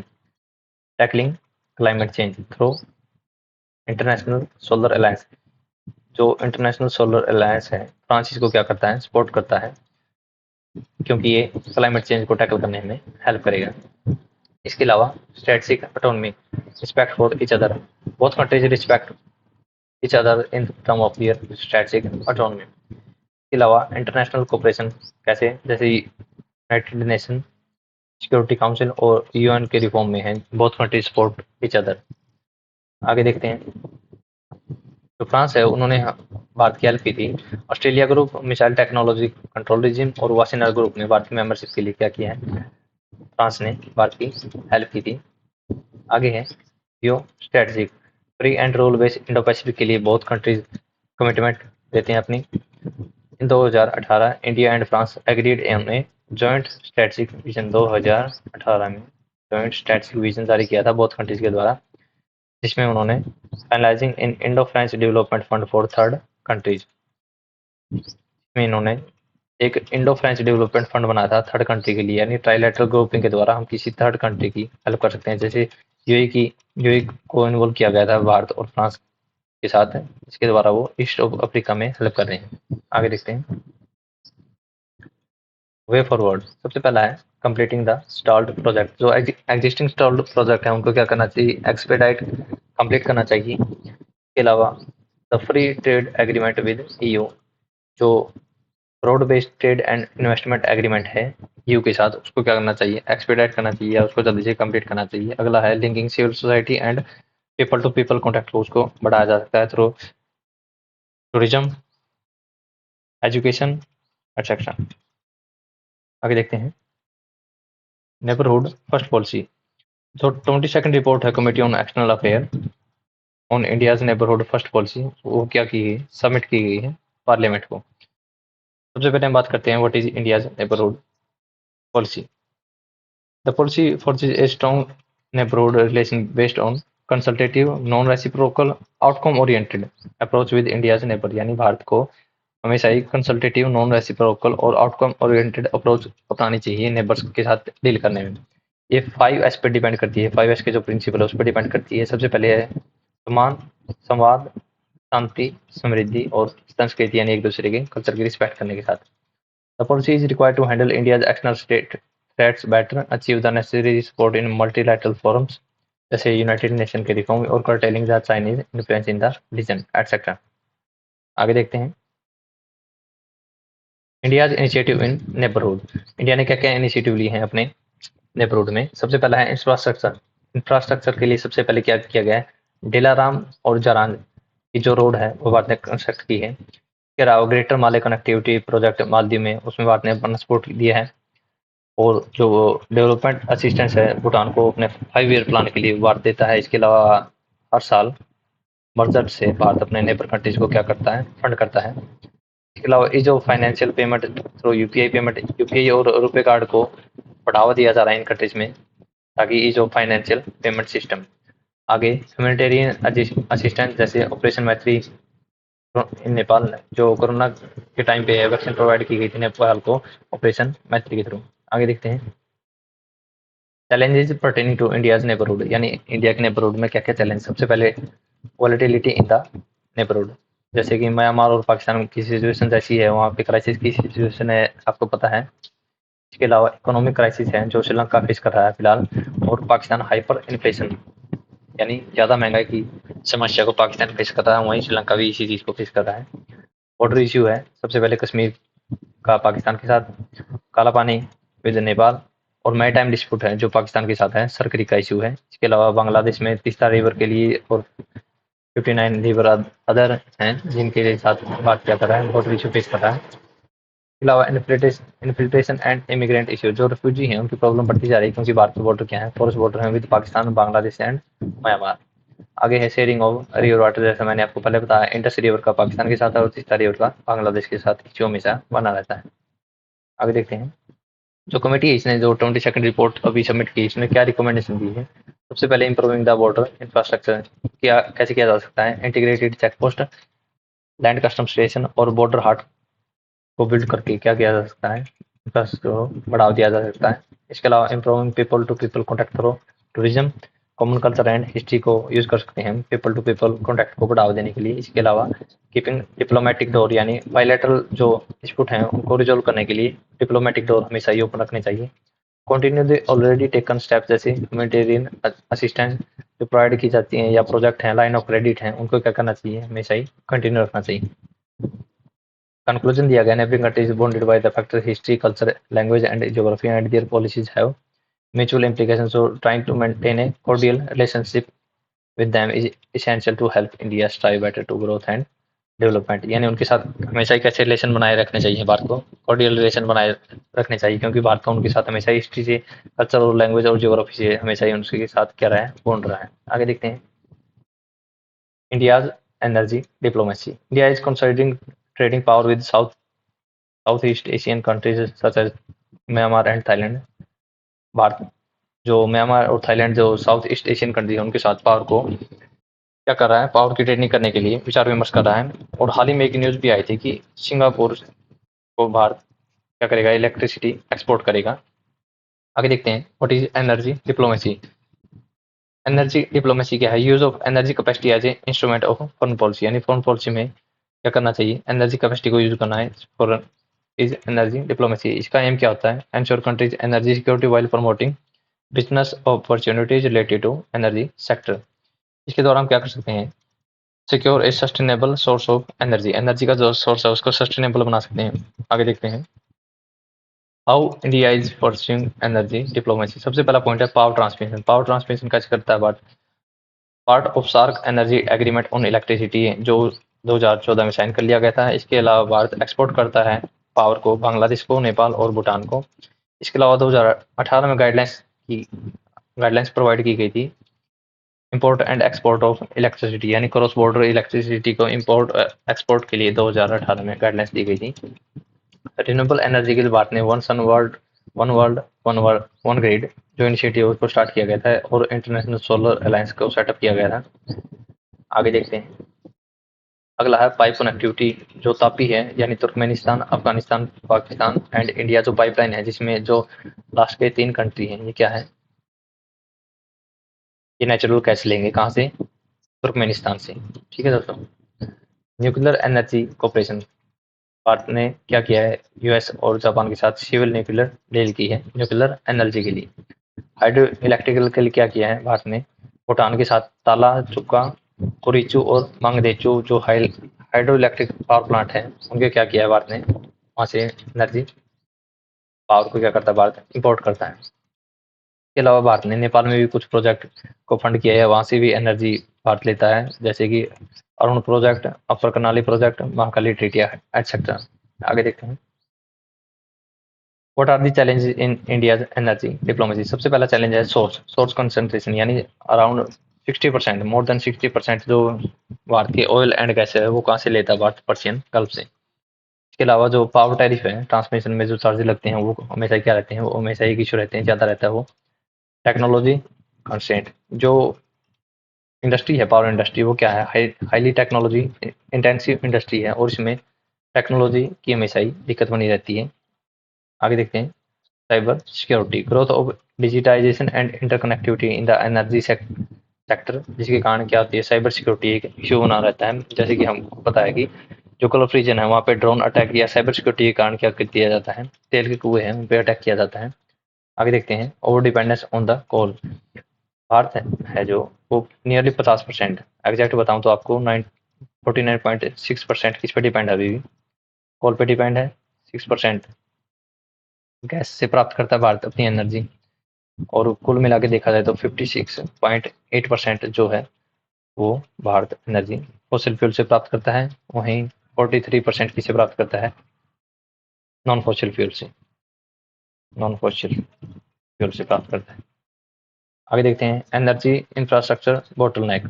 जो ट्रांसमिशन ग्रिड है या पाइपलाइन है उनकी क्या है, उनकी कमी के कारण भारत बोटलनेक, इस इंफ्रास्ट्रक्चर की बोटलनेक को फेस करता है। आगे देखते हैं, वे फॉरवर्ड क्या सकता है, इंपोर्ट डाइवर्सिफिकेशन। जो ओएनजीसी विदेश लिमिटेड है उसको क्या करना चाहिए, अदर कंट्रीज के साथ एंगेजमेंट बतानी चाहिए। जैसे अभी वो क्या कर रहा है, participating interest in 32 oil and gas asset in 15 countries में अपनी एंगेजमेंट को बढ़ा रहा है। इसके अलावा जोग्राफिकल एडवांटेज लेना चाहिए भारत की, अपनी जो ज्योग्राफी है उसके कारण इसको एडवांटेज मिल सकता है, क्योंकि हमारे गल्फ रीजन हमारे पास है और हमारे नीचे से जैसे साउथ एंड से क्या होते हैं, ज़्यादातर ऑयल एंड गैस के कंटेनर पास होते हैं। Investment and financial resources, Bharat ने 2 बिलियन की क्या की है, फंड प्रदान करेगा सोलर एनर्जी के लिए 2025 तक। ठीक है दोस्तों, better monitoring and cooperation, better monitoring and cooperation to govern cross-border grids. Government will need to develop appropriate arrangement and international collaboration to enable electricity to flow freely. जो cross border energy है उसको flow करने के लिए भारत को क्या करना चाहिए, उसको अच्छी तरीके से मॉनिटर करना चाहिए और कंट्रीज के साथ कोऑपरेशन करना चाहिए। आगे देखते हैं, आगे बताया गया है इंटरनेशनल सोलर अलायंस में। अभी फिलहाल में यूएन में ऐसी कोई स्पेशलाइज्ड एजेंसी नहीं है जो रिन्यूएबल एनर्जी को प्रमोट करे। आईएसए इसका स्थान ले सकता है, ऐसा इस आर्टिकल में बताया गया है। जो क्या कर सकता है, बिल्डिंग ग्लोबल सोलर कैपेसिटी।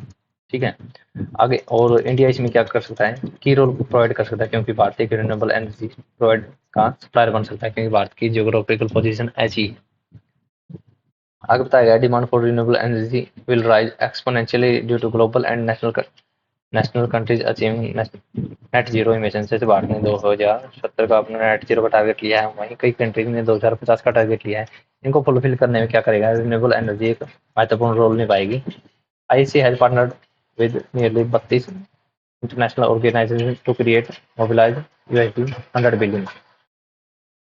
यानी जो इंटरनेशनल सोलर अलायंस है उसने 32 इंटरनेशनल ऑर्गेनाइजेशन के साथ क्या की है, पार्टनरशिप की है, जिसके द्वारा 1,000 बिलियन डॉलर को क्या किया जा सकता है, इसकी इन्वेस्टमेंट के लिए फंड रेज किया जा सकता है 2030 तक। With one sun one world one grid it seeks to develop a global grid of torrid zone यानी जो कर्क रेखा और मकर रेखा है, इन दोनों के बीच का जो स्पेस है उसको क्या कहते हैं, टॉरिड जोन। क्योंकि यहाँ पे सन की रेज ज़्यादा पड़ती है तो उसके क्या क्या है, सोलर एनर्जी की जो टेक्नोलॉजी है उसको ज़्यादा हार्नेस किया जा सकता है। And overcome issues of domestic land scarcity, import of solar inputs and reduce reliance on fossil fuel पे अपनी निर्भरता को कम किया जा सकता है। आगे देखते हैं, आगे है स्ट्रेंथनिंग MDBS यानी मल्टीलैटरल डेवलपमेंट बैंक। रिसेंटली जो एक्सपर्ट ग्रुप बनाया गया था, इंडिपेंडेंट एक्सपर्ट ग्रुप जो G20 ने बनाया था भारत की प्रेसिडेंसी के टाइम पे, इसने अपना पहला वॉल्यूम प्रेजेंट किया है, जिसमें इसने इसके पोटेंशियल को बताया गया है एमडीबी को। सबसे पहले एमडीबी की डेफिनेशन बताते हैं। ये एक सुपर नेशनल इंस्टीट्यूशन है जो सेटअप बाई सॉवरेन स्टेट, यानी कोई कई सॉवरेन स्टेट अगर मिलकर किसी इंस्टीट्यूशन को सेटअप करते हैं वो क्या कहलाता है, मल्टीलैटरल डेवलपमेंट बैंक। आगे देखते हैं, सम ऑफ द प्रोमिनेंट, जैसे इसके कुछ एग्जांपल दिए गए, जैसे एशियन इंफ्रास्ट्रक्चर इन्वेस्टमेंट बैंक, इसके अलावा एशियन डेवलपमेंट बैंक या न्यू डेवलपमेंट बैंक इसके एग्जांपल हैं। रिपोर्ट ने ट्रिपल एजेंडा की बात की है एमडीबी के लिए। सबसे पहला है पॉवर्टी को एलिमिनेट करने के लिए, इसके अलावा बूस्टिंग शेयर प्रोस्पेरिटी और contributing to global public good के लिए कंट्रीब्यूट करने के लिए एमडीबी को क्या दिया गया है, ट्रिपल एजेंडा प्रोवाइड किया गया है। इसके अलावा फाइनेंस की जो कंडीशन है उसको क्या करना होगा, ट्रिपल करना होगा, यानी 3 गुना करना होगा 2030 तक। इसके अलावा कुछ नए मैकेनिज्म हैं, जैसे creating a third funding mechanism to engaging with investor, यानी इन्वेस्टर के साथ एंगेज करके क्या करना चाहिए, फंडिंग को मोर फ्लेक्सिबल और इनोवेटिव बनाना चाहिए। आगे देखते हैं, आगे बढ़ते हैं। Significance of multilateral development bank, international pillar to stabilise the global economy. जैसे कि एग्जांपल दिया गया है, जो 2008 में ग्लोबल फाइनेंशियल क्राइसिस हुआ था, उसमें एमडीबी ने कितना प्रोवाइड किया था, $222 बिलियन प्रोवाइड किया था टू स्टेबलाइज द इकोनॉमीज। जो उस समय पे इकोनॉमी थी और जो ग्लोबल ऑर्डर था उसको स्टेबलाइज करने के लिए $222 बिलियन प्रोवाइड किया गया था बाय एमडीबीज। ये क्या है, significance of multilateral development bank. अगला पॉइंट है, promote growth in developing and under developed countries.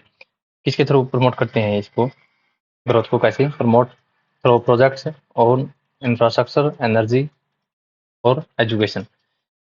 इनके प्रोजेक्ट्स क्या करते हैं, लॉन्च करते हैं डेवलपिंग और अंडर डेवलप्ड कंट्रीज में। आगे है, provide low cost long maturity financing, यानी जो एमडीबी है, एम मल्टीलैटरल डेवलपमेंट बैंक है, ये जो लोन प्रोवाइड करते हैं वो कितना होता है, वो लॉन्ग मैच्योरिटी का होता है। और जो इंटरेस्ट रेट है क्या होती है, लो होती है। MDBs can indirectly draw private investment by creating conducive condition, यानी कंडूसिव इन्वायरमेंट प्रोवाइड करके वो क्या कर सकते हैं, जैसे किसी अगर क्षेत्र में हेल्थ और एजुकेशन से रिलेटेड या कोई हेल्थ और एजुकेशन से रिलेटेड अगर कंडीशन का सुधार किया जाए तो वहाँ पे लोगों के स्किल में इम्प्रूवमेंट हो सकती है, जिसके कारण वहाँ पे इन्वेस्टमेंट ज़्यादा आ सकती है। इन्वेस्टमेंट में क्या हो सकता है, इंक्रीमेंट हो सकता है। आगे देखते हैं, issues with the multilateral development bank. सबसे पहले है स्ट्रक्चरल इशू। क्या स्ट्रक्चरल इशू क्या क्या है एमडीबी, सबसे पहला है आउटडेटेड फ्रेमवर्क, यानी जो एग्जिस्टिंग एमडीबी है उनके फ्रेमवर्क क्या है, आउटडेटेड है और रीजनल फोकस है उनका। जैसे AIIB है, उसका मेन फोकस कहाँ पे है, एशिया पे, ठीक है। इसी तरह से insufficient competition and coordination among IMDb, जो एग्जिस्टिंग एमडीबी हैं उनमें कंपटीशन की कमी है और कंपटीशन और आपस में कोऑर्डिनेशन भी नहीं है। यानी मान लीजिए आप AIIB and NDB, national development bank, इनके बीच आपस में कोऑर्डिनेशन नहीं है, जिसके कारण कंपटीशन नहीं आता और उसमें एफिशिएंसी और अच्छे तरीके से अपने कार्य डिलीवर करने की क्षमता कम हो जाती है। Increasing demand for development finance, वहीं दूसरी ओर क्या हो रहा है, जो डेवलपमेंटल फाइनेंस है उसकी क्या हो रही है, डिमांड धीरे धीरे बढ़ती जा रही है। न्यू क्रॉस बॉर्डर चैलेंजेस कैसे हैं, जैसे क्लाइमेट चेंज, पेंडेमिक और माइग्रेशन एक्सेट्रा, जिसके कारण requires new financial capacities and approaches, जिसके नई अप्रोच की जरूरत पड़ रही है। वहीं आके देखा जाए तो 3 ट्रिलियन एनुअल रिक्वायरमेंट है to fulfil the SDGs and climate action by 2030 for emerging market and developing economies other than China. China से अदर जो इमर्जिंग मार्केट और डेवलपिंग इकोनॉमीज हैं उनके लिए $3 ट्रिलियन की आवश्यकता है बाई 2030। आगे देखते हैं, फाइनेंसिंग विद राइडर्स, यानी जो एमडीबी लोन प्रोवाइड करते हैं उनमें कुछ कंडीशन होती हैं और रिजिड रूल होते हैं, लेंथी नेगोशिएशन एंड प्रोसेसेस। जैसे in case of Sri Lanka, Sri Lanka case में जो आईएमएफ ने लोन प्रोवाइड किया है उसके लिए उन्होंने श्रीलंकन इकोनॉमी पे कुछ कंडीशन लगाई है और रिजिड रूल और लेंथी नेगोशिएशन के बाद उनको जाके आखिर में लोन मिला है। Debate on focus of IMDb, जैसे कि यूएस के द्वारा जो एमडीबी क्या किए जाते हैं, लीड किए जाते हैं, उनका मेनली फोकस होता है लो इनकम कंट्रीज पे। वहीं वो चाहते हैं कि जो मिडिल इनकम कंट्रीज वो जल्दी से ग्रेजुएट हो जाए, यानी उनका उद्धार हो जाए और उनको इस कैटेगरी से बाहर निकाला जा सके, और मेन फोकस कहाँ रहे, LIC पे, यानी लो इनकम कंट्रीज पे। वहीं चाइनाज रोल इन न्यू एमडीबीज, जैसे AIIB एंड एनडीबी में चाइना का रोल बढ़ता जा रहा है, जिसके कारण वो अपने उनका यूज किस तरीके से कर रहा है, अपनी फॉरेन पॉलिसी के गोल है उनको अचीव करने के लिए कर रहा है। अगला है concerns of global south, MDBs have struggled effectively assess and address problems like supply securitization, food and energy, technology transfer, energy transition, etc. जो ग्लोबल साउथ की कंट्रीज हैं उनमें ऐसी ऐसी प्रॉब्लम को अच्छी तरीके से एड्रेस करने में एमडीबी जो है वो स्ट्रगल कर रहा है। आगे देखते हैं, क्या क्या रिकमेंडेशन दी गई हैं जो ये टास्क फोर्स थी, इसने इसने ट्रिपल एजेंडा पे फोकस करने के लिए कहा है। चेंज इन विजन डॉक्यूमेंट, जो एग्जिस्टिंग आउटडेटेड डॉक्यूमेंट है उनको क्या किया जाए, चेंज किया जाए for each MDB, and formally adopt, यानी फॉर्मली अडॉप्ट किया जाए ट्रिपल मैंडेट को। इसमें क्या क्या आता है, eliminating poverty, fostering shared prosperity and incorporating good practices. ठीक है। Increase the scale of financing, जैसा आपको पहले बताया गया था कि जो फिलहाल फाइनेंसिंग है उससे 3 गुना ज़्यादा की जरूरत पड़ेगी 2030 तक। इसमें हम 300 बिलियन का टारगेट है जो वो on account non concessional finance होना चाहिए, और 90 बिलियन डॉलर किसमें आना चाहिए, concessional finance of multilateral development bank. ठीक है। आगे देखते हैं potential benefits to India. India को क्या बेनिफिट हो सकते हैं इससे। सबसे पहले है access to more development finance, finance ज़्यादा मिलेगा भारत को। इसके अलावा क्विकर अप्रूवल ऑफ प्रोजेक्ट, जो एजुकेशन और हेल्थ से रिलेटेड जो प्रोजेक्ट हैं उनको क्या हो सकता है, उनकी क्विक अप्रूवल हो सकती है। Strengthening global standing via IMDb, जैसे एमडीबी में भारत की अगर शेयर होल्डिंग बढ़ती है तो भारत की ग्लोबल स्टैंडिंग क्या हो जाती है, उससे इंक्रीज हो जाएगी। टेक्नोलॉजी और इनोवेशन सपोर्ट प्रोवाइड करते हैं। आगे देखते हैं G20 members can consider establish a new global challenge funding mechanism. ये कंसिडर कर सकते हैं इस फंडिंग मैकेनिज्म को स्टैब्लिश करने के लिए। आगे देखते हैं new flexible legal and institutional mechanism. क्या कर सकते हैं, crowd in collision of willing among the Soren donor, यानी अगर कोई कंट्री डोनेट करना चाहती है, कंट्रीज या नॉन ऐसी जो ऑर्गेनाइजेशन है वो किसी मल्टीलैटरल डेवलपमेंट बैंक के साथ एसोसिएट करना चाहती है किसी एक्टिविटी में, तो क्या कर सकते हैं, पार्टिसिपेट कर सकते हैं। Necessary supporting activities outside the IMDb, IMDb system के अलावा जो आउटसाइड सिस्टम है उसको क्या कर सकते हैं, एमडीबी सपोर्ट कर सकते हैं, जैसे foster coherence between MDB and other parts of global financing financial architecture. आगे दिया हुआ है strengthen domestic resource mobilisation for SDG, जो मान लीजिए कोई कंट्री है, कंट्री में कंट्री को फुलफिल करने हैं एसडीजी, इनको फुलफिल करने के लिए कंट्रीज को किस चीज़ की जरूरत होगी, पैसे की जरूरत होगी। तो रिसोर्स को मोबिलाइजेशन में क्या कर सकती है, एमडीबी हेल्प कर सकती है। ये उनके एग्जिस्टिंग सिस्टम से क्या हो जाएगा, outside. For example with more equitable voting share a green concessional lending arm for the world bank में find it easier to raise capital. यदि किसी मल्टीलेटरल डेवलपमेंट बैंक जैसे वर्ल्ड बैंक में एक जो वोटिंग शेयर है वो बराबर सबको प्रदान किया जाए, तो क्या हो सकती है, उनकी लैंडिंग आर्म है जो वर्ल्ड बैंक की, उसको कैपिटलाइज करने में सहूलियत हो सकती है। Ensure close coordination between multilateral development banks and IMF, इनके बीच में कोऑर्डिनेशन को क्या आना चाहिए, क्लोज कोऑर्डिनेशन होना चाहिए। आगे देखते हैं operating model. Multilateral development bank need to transform their operating model. इसमें दिया हुआ जैसे timeline for the project should be snuck, यानी जो टाइमलाइन होती है किसी प्रोजेक्ट के लिए वो क्या होनी चाहिए, जो अभी सिस्टम है उससे क्या होनी चाहिए, कम होनी चाहिए। इसमें उदाहरण दिया गया है न्यू डेवलपमेंट बैंक है जो वो 6 मंथ लेता है, वहीं वर्ल्ड बैंक क्या लेता है, 2 से 4 साल लेता है। अपने गवर्नमेंट अपनी लोकल गवर्नमेंट अप्रूवल और टेक्नोलॉजी जैसे एग्जाम्पल दिए हैं किसी प्रोजेक्ट के लिए। आगे आगे है एससीओ। सबसे पहले बता देते हैं कि संघाई समिट 2001 के द्वारा इसको सेटअप किया था एससीओ को, और इसका हेडक्वार्टर है वो बीजिंग में है।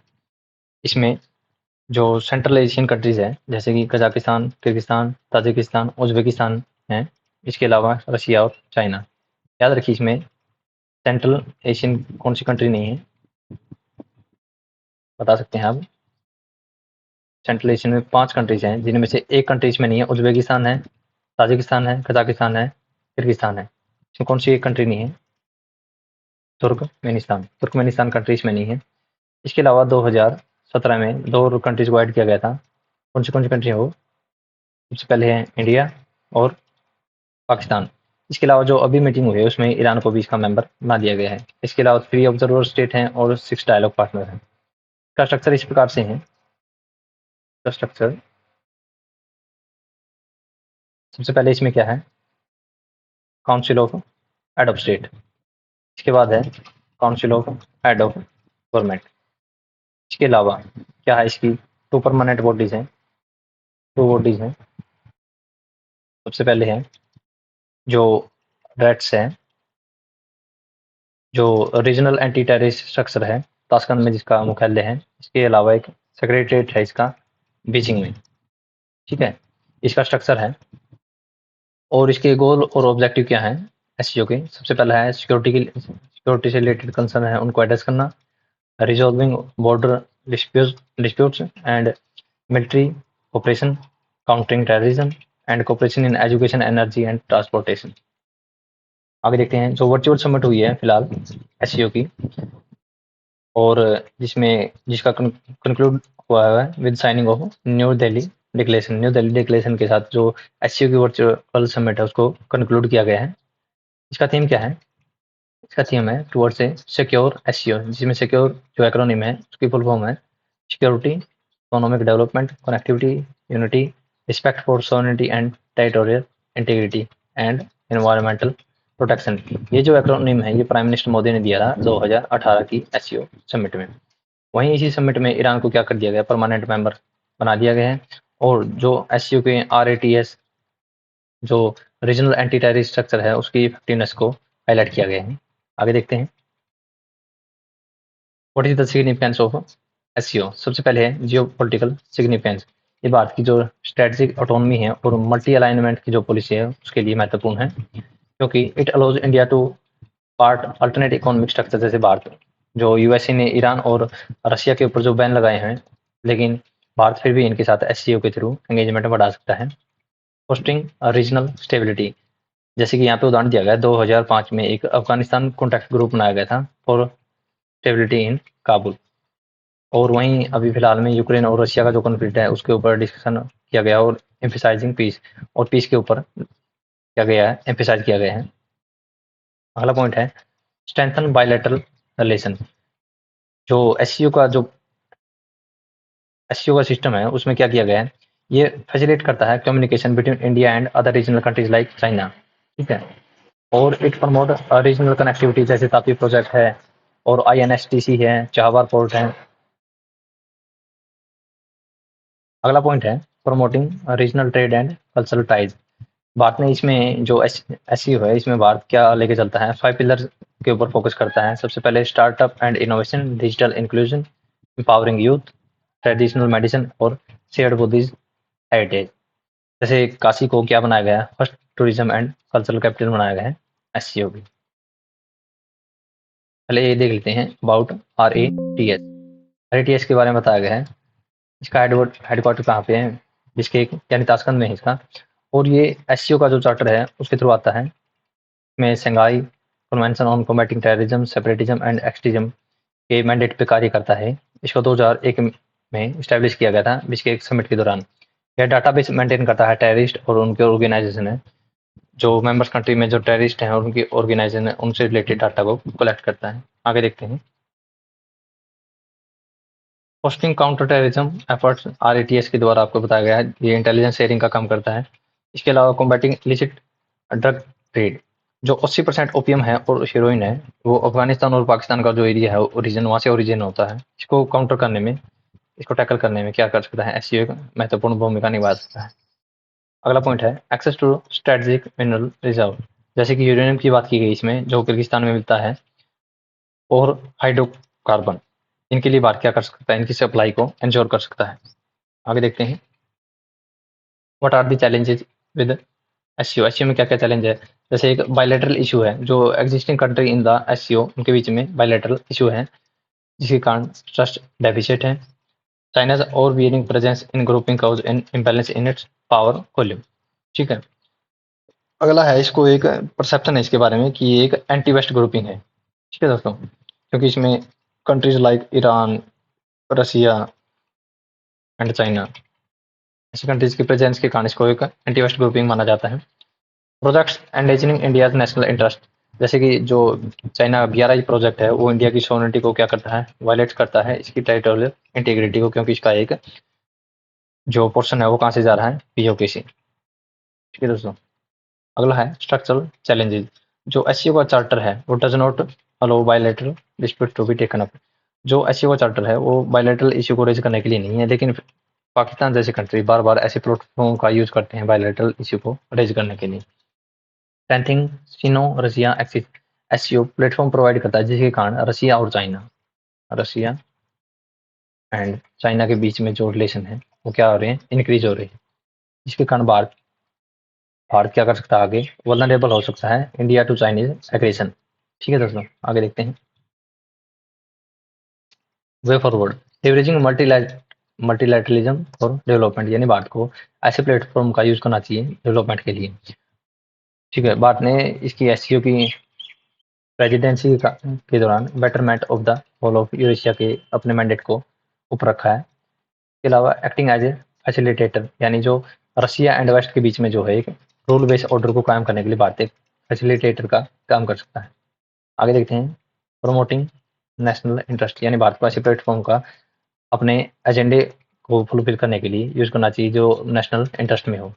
इसके अलावा मेंटेनिंग फॉरेन पॉलिसी ऑटोनॉमी, जैसे भारत ने ऐसे प्लेटफॉर्म का यूज किया है जैसे क्वाड, ब्रिक्स, सार्क, एशियन, ऐसे कंट्रीज का भारत है एक सदस्य है, जिसके कारण ये बैलेंस बनाए रखता है अपनी चॉइसेस के बीच में।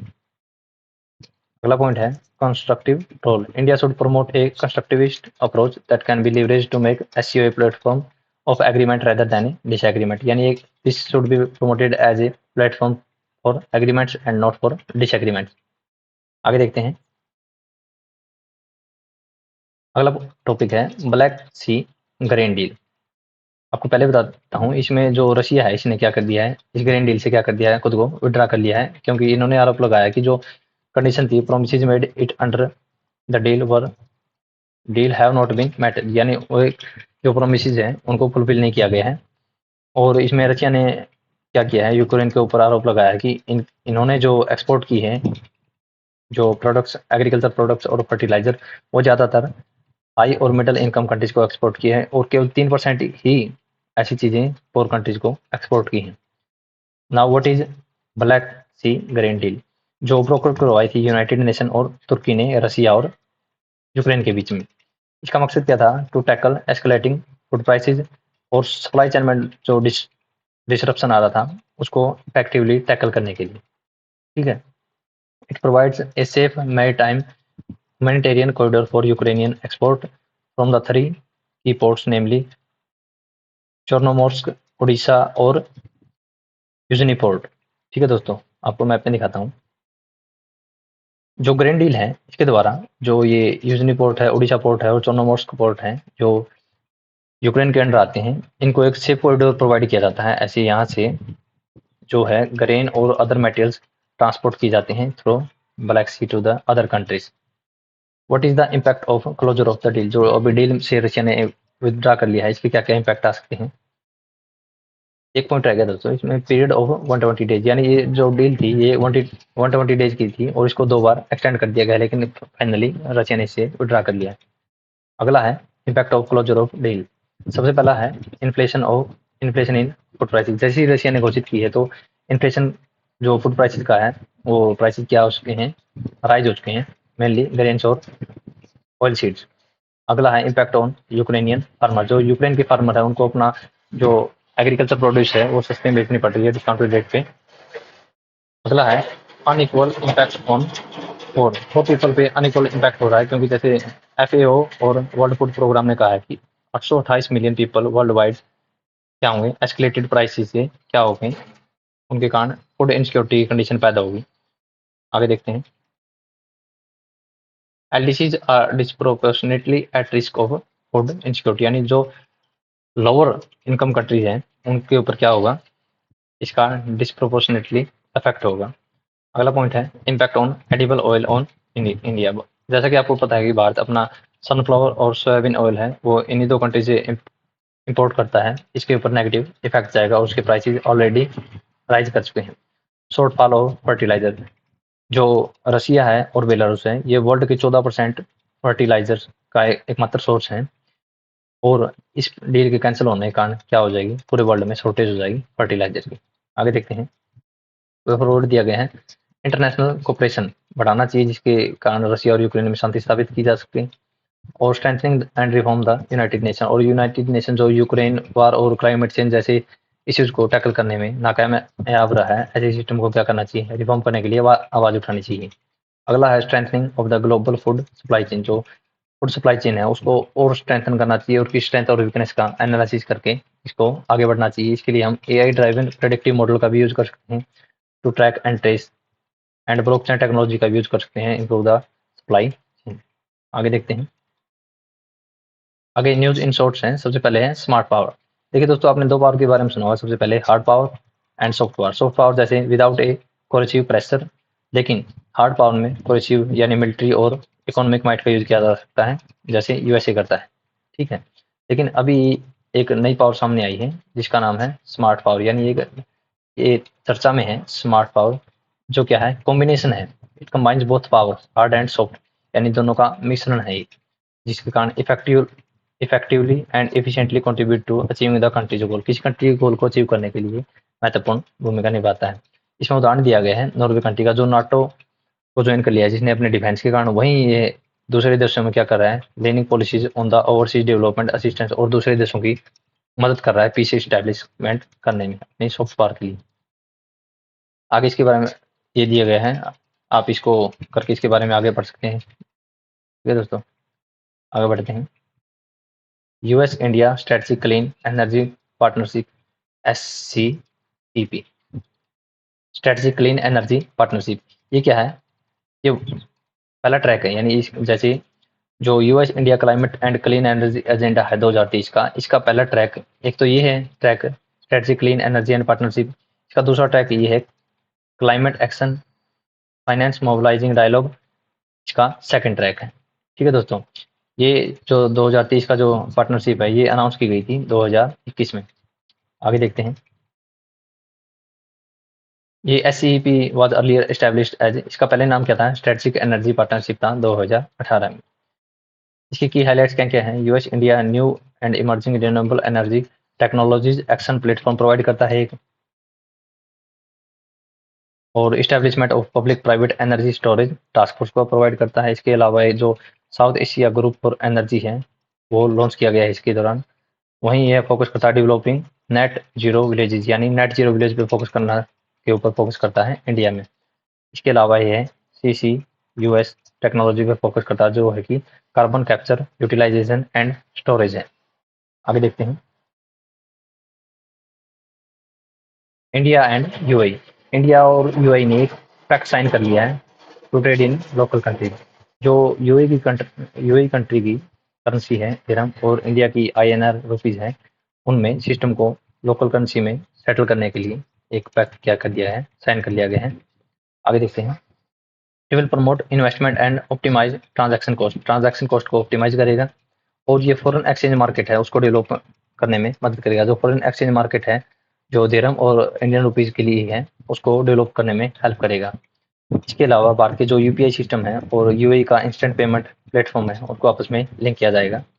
इसके अलावा भारत का जो रुपए स्विच है और यूएई स्विच है, उनको म्यूचुअल एक्सेप्टेंस, यानी एक दूसरे कंट्रीज में डोमेस्टिक कार्ड को एक्सेप्ट किया जाएगा ट्रांजैक्शन के लिए।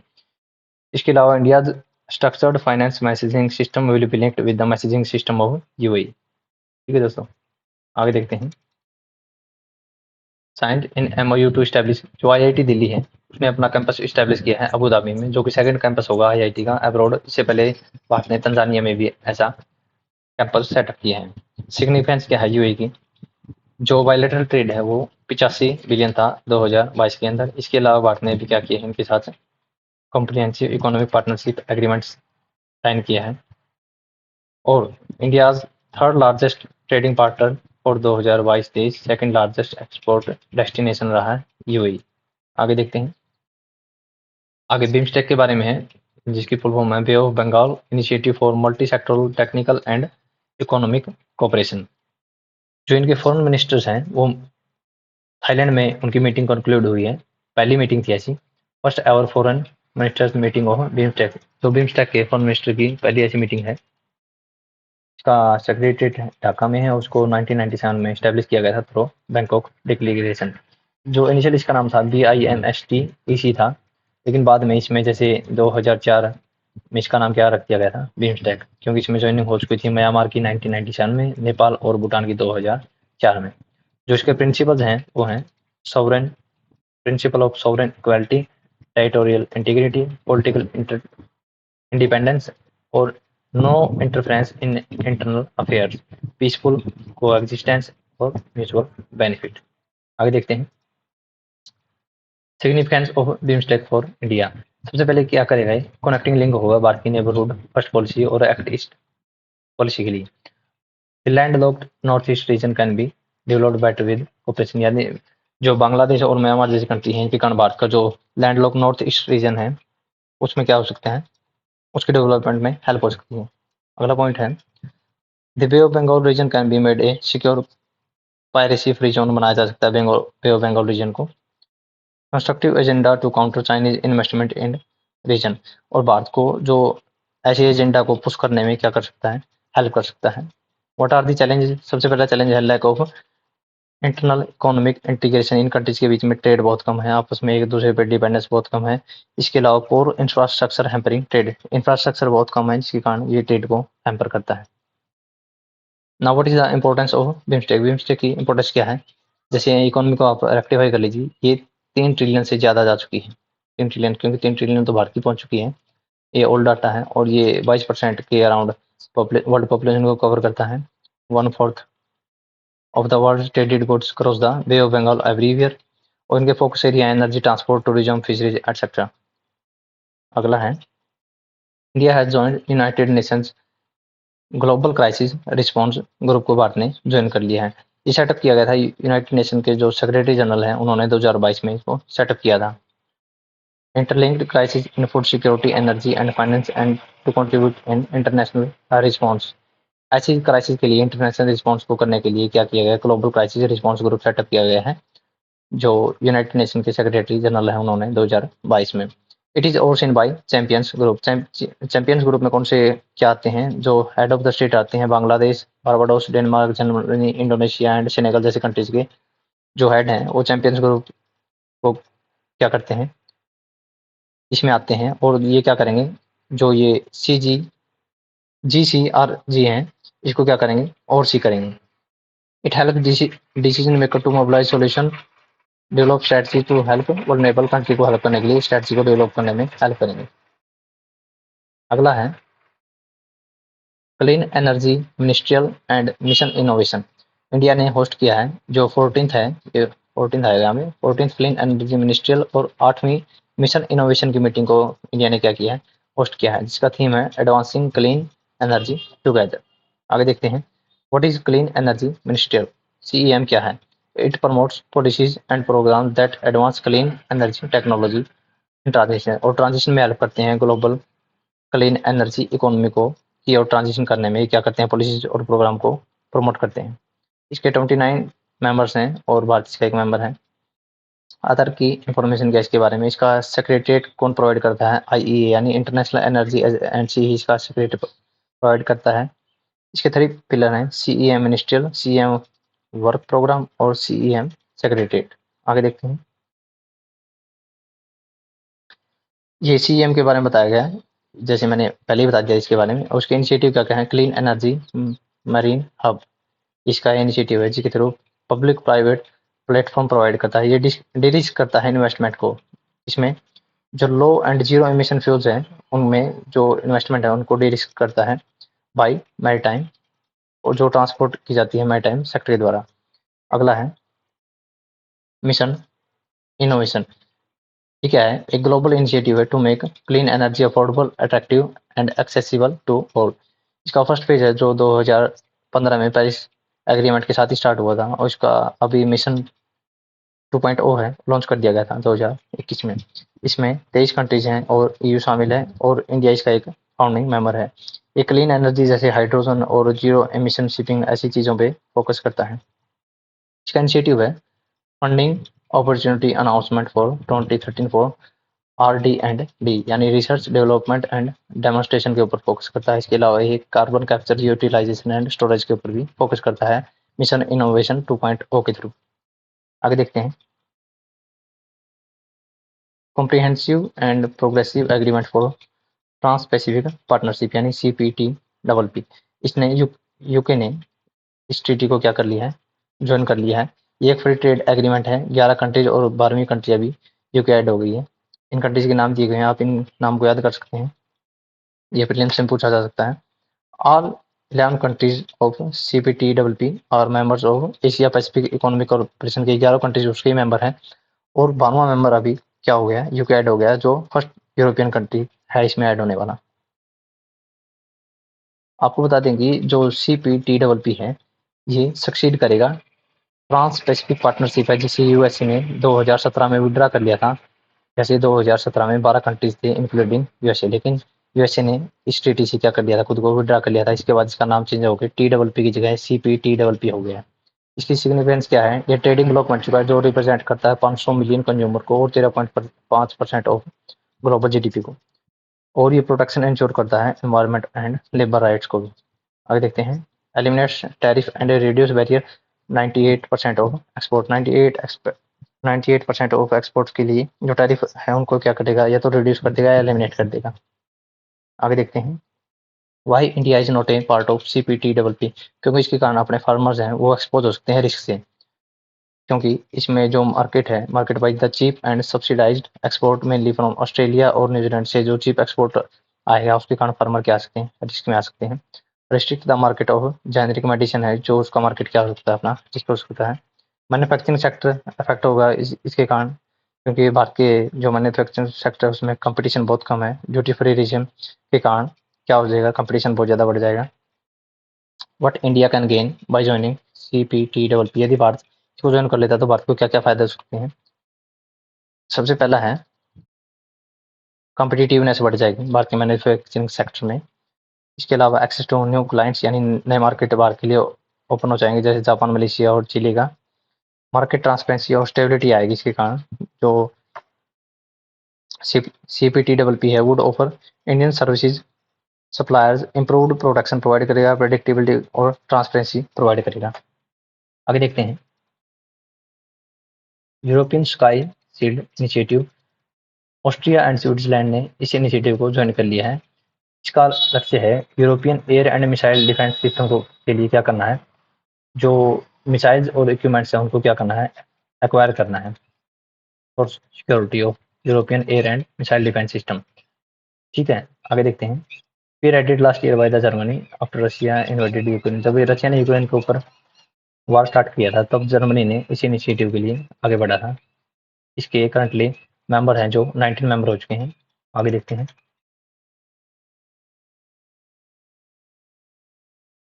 ओकनी आइलैंड, जो ओकनी आइलैंड है ये आर्किपेलागो है 17 आइलैंड का, जिसमें ओनली 20 आर इनहेबिटेड, जिसमें सिर्फ 20 ये ऐसे आइलैंड्स हैं जिनके ऊपर लोग रहते हैं। और ये north east coast of Scotland में स्थित है। इन्होंने क्या किया है, इन्होंने यूके से स्प्लिट होने के लिए अपनी प्रपोजल दिया है। It was under Norway and Danish rule until the late 15, ये 15वीं सेंचुरी में नॉर्वे और डेनिश रूल के अंदर आता, लेकिन बाद में स्कॉटलैंड के अंडर आ गया है। जैसे ये 17 आइलैंड्स हैं, लेकिन इनमें 4 यूनेस्को वर्ल्ड हेरिटेज साइट हैं। आप इनके नाम देख सकते हैं, लेकिन खास इम्पोर्टेंट नहीं है। ठीक है दोस्तों, आज के लिए इतना ही। हमने पॉलिटी एंड IR को कवर कर लिया है इस वीडियो में। अगली वीडियो में हम इकोनॉमी से स्टार्ट करेंगे। धन्यवाद।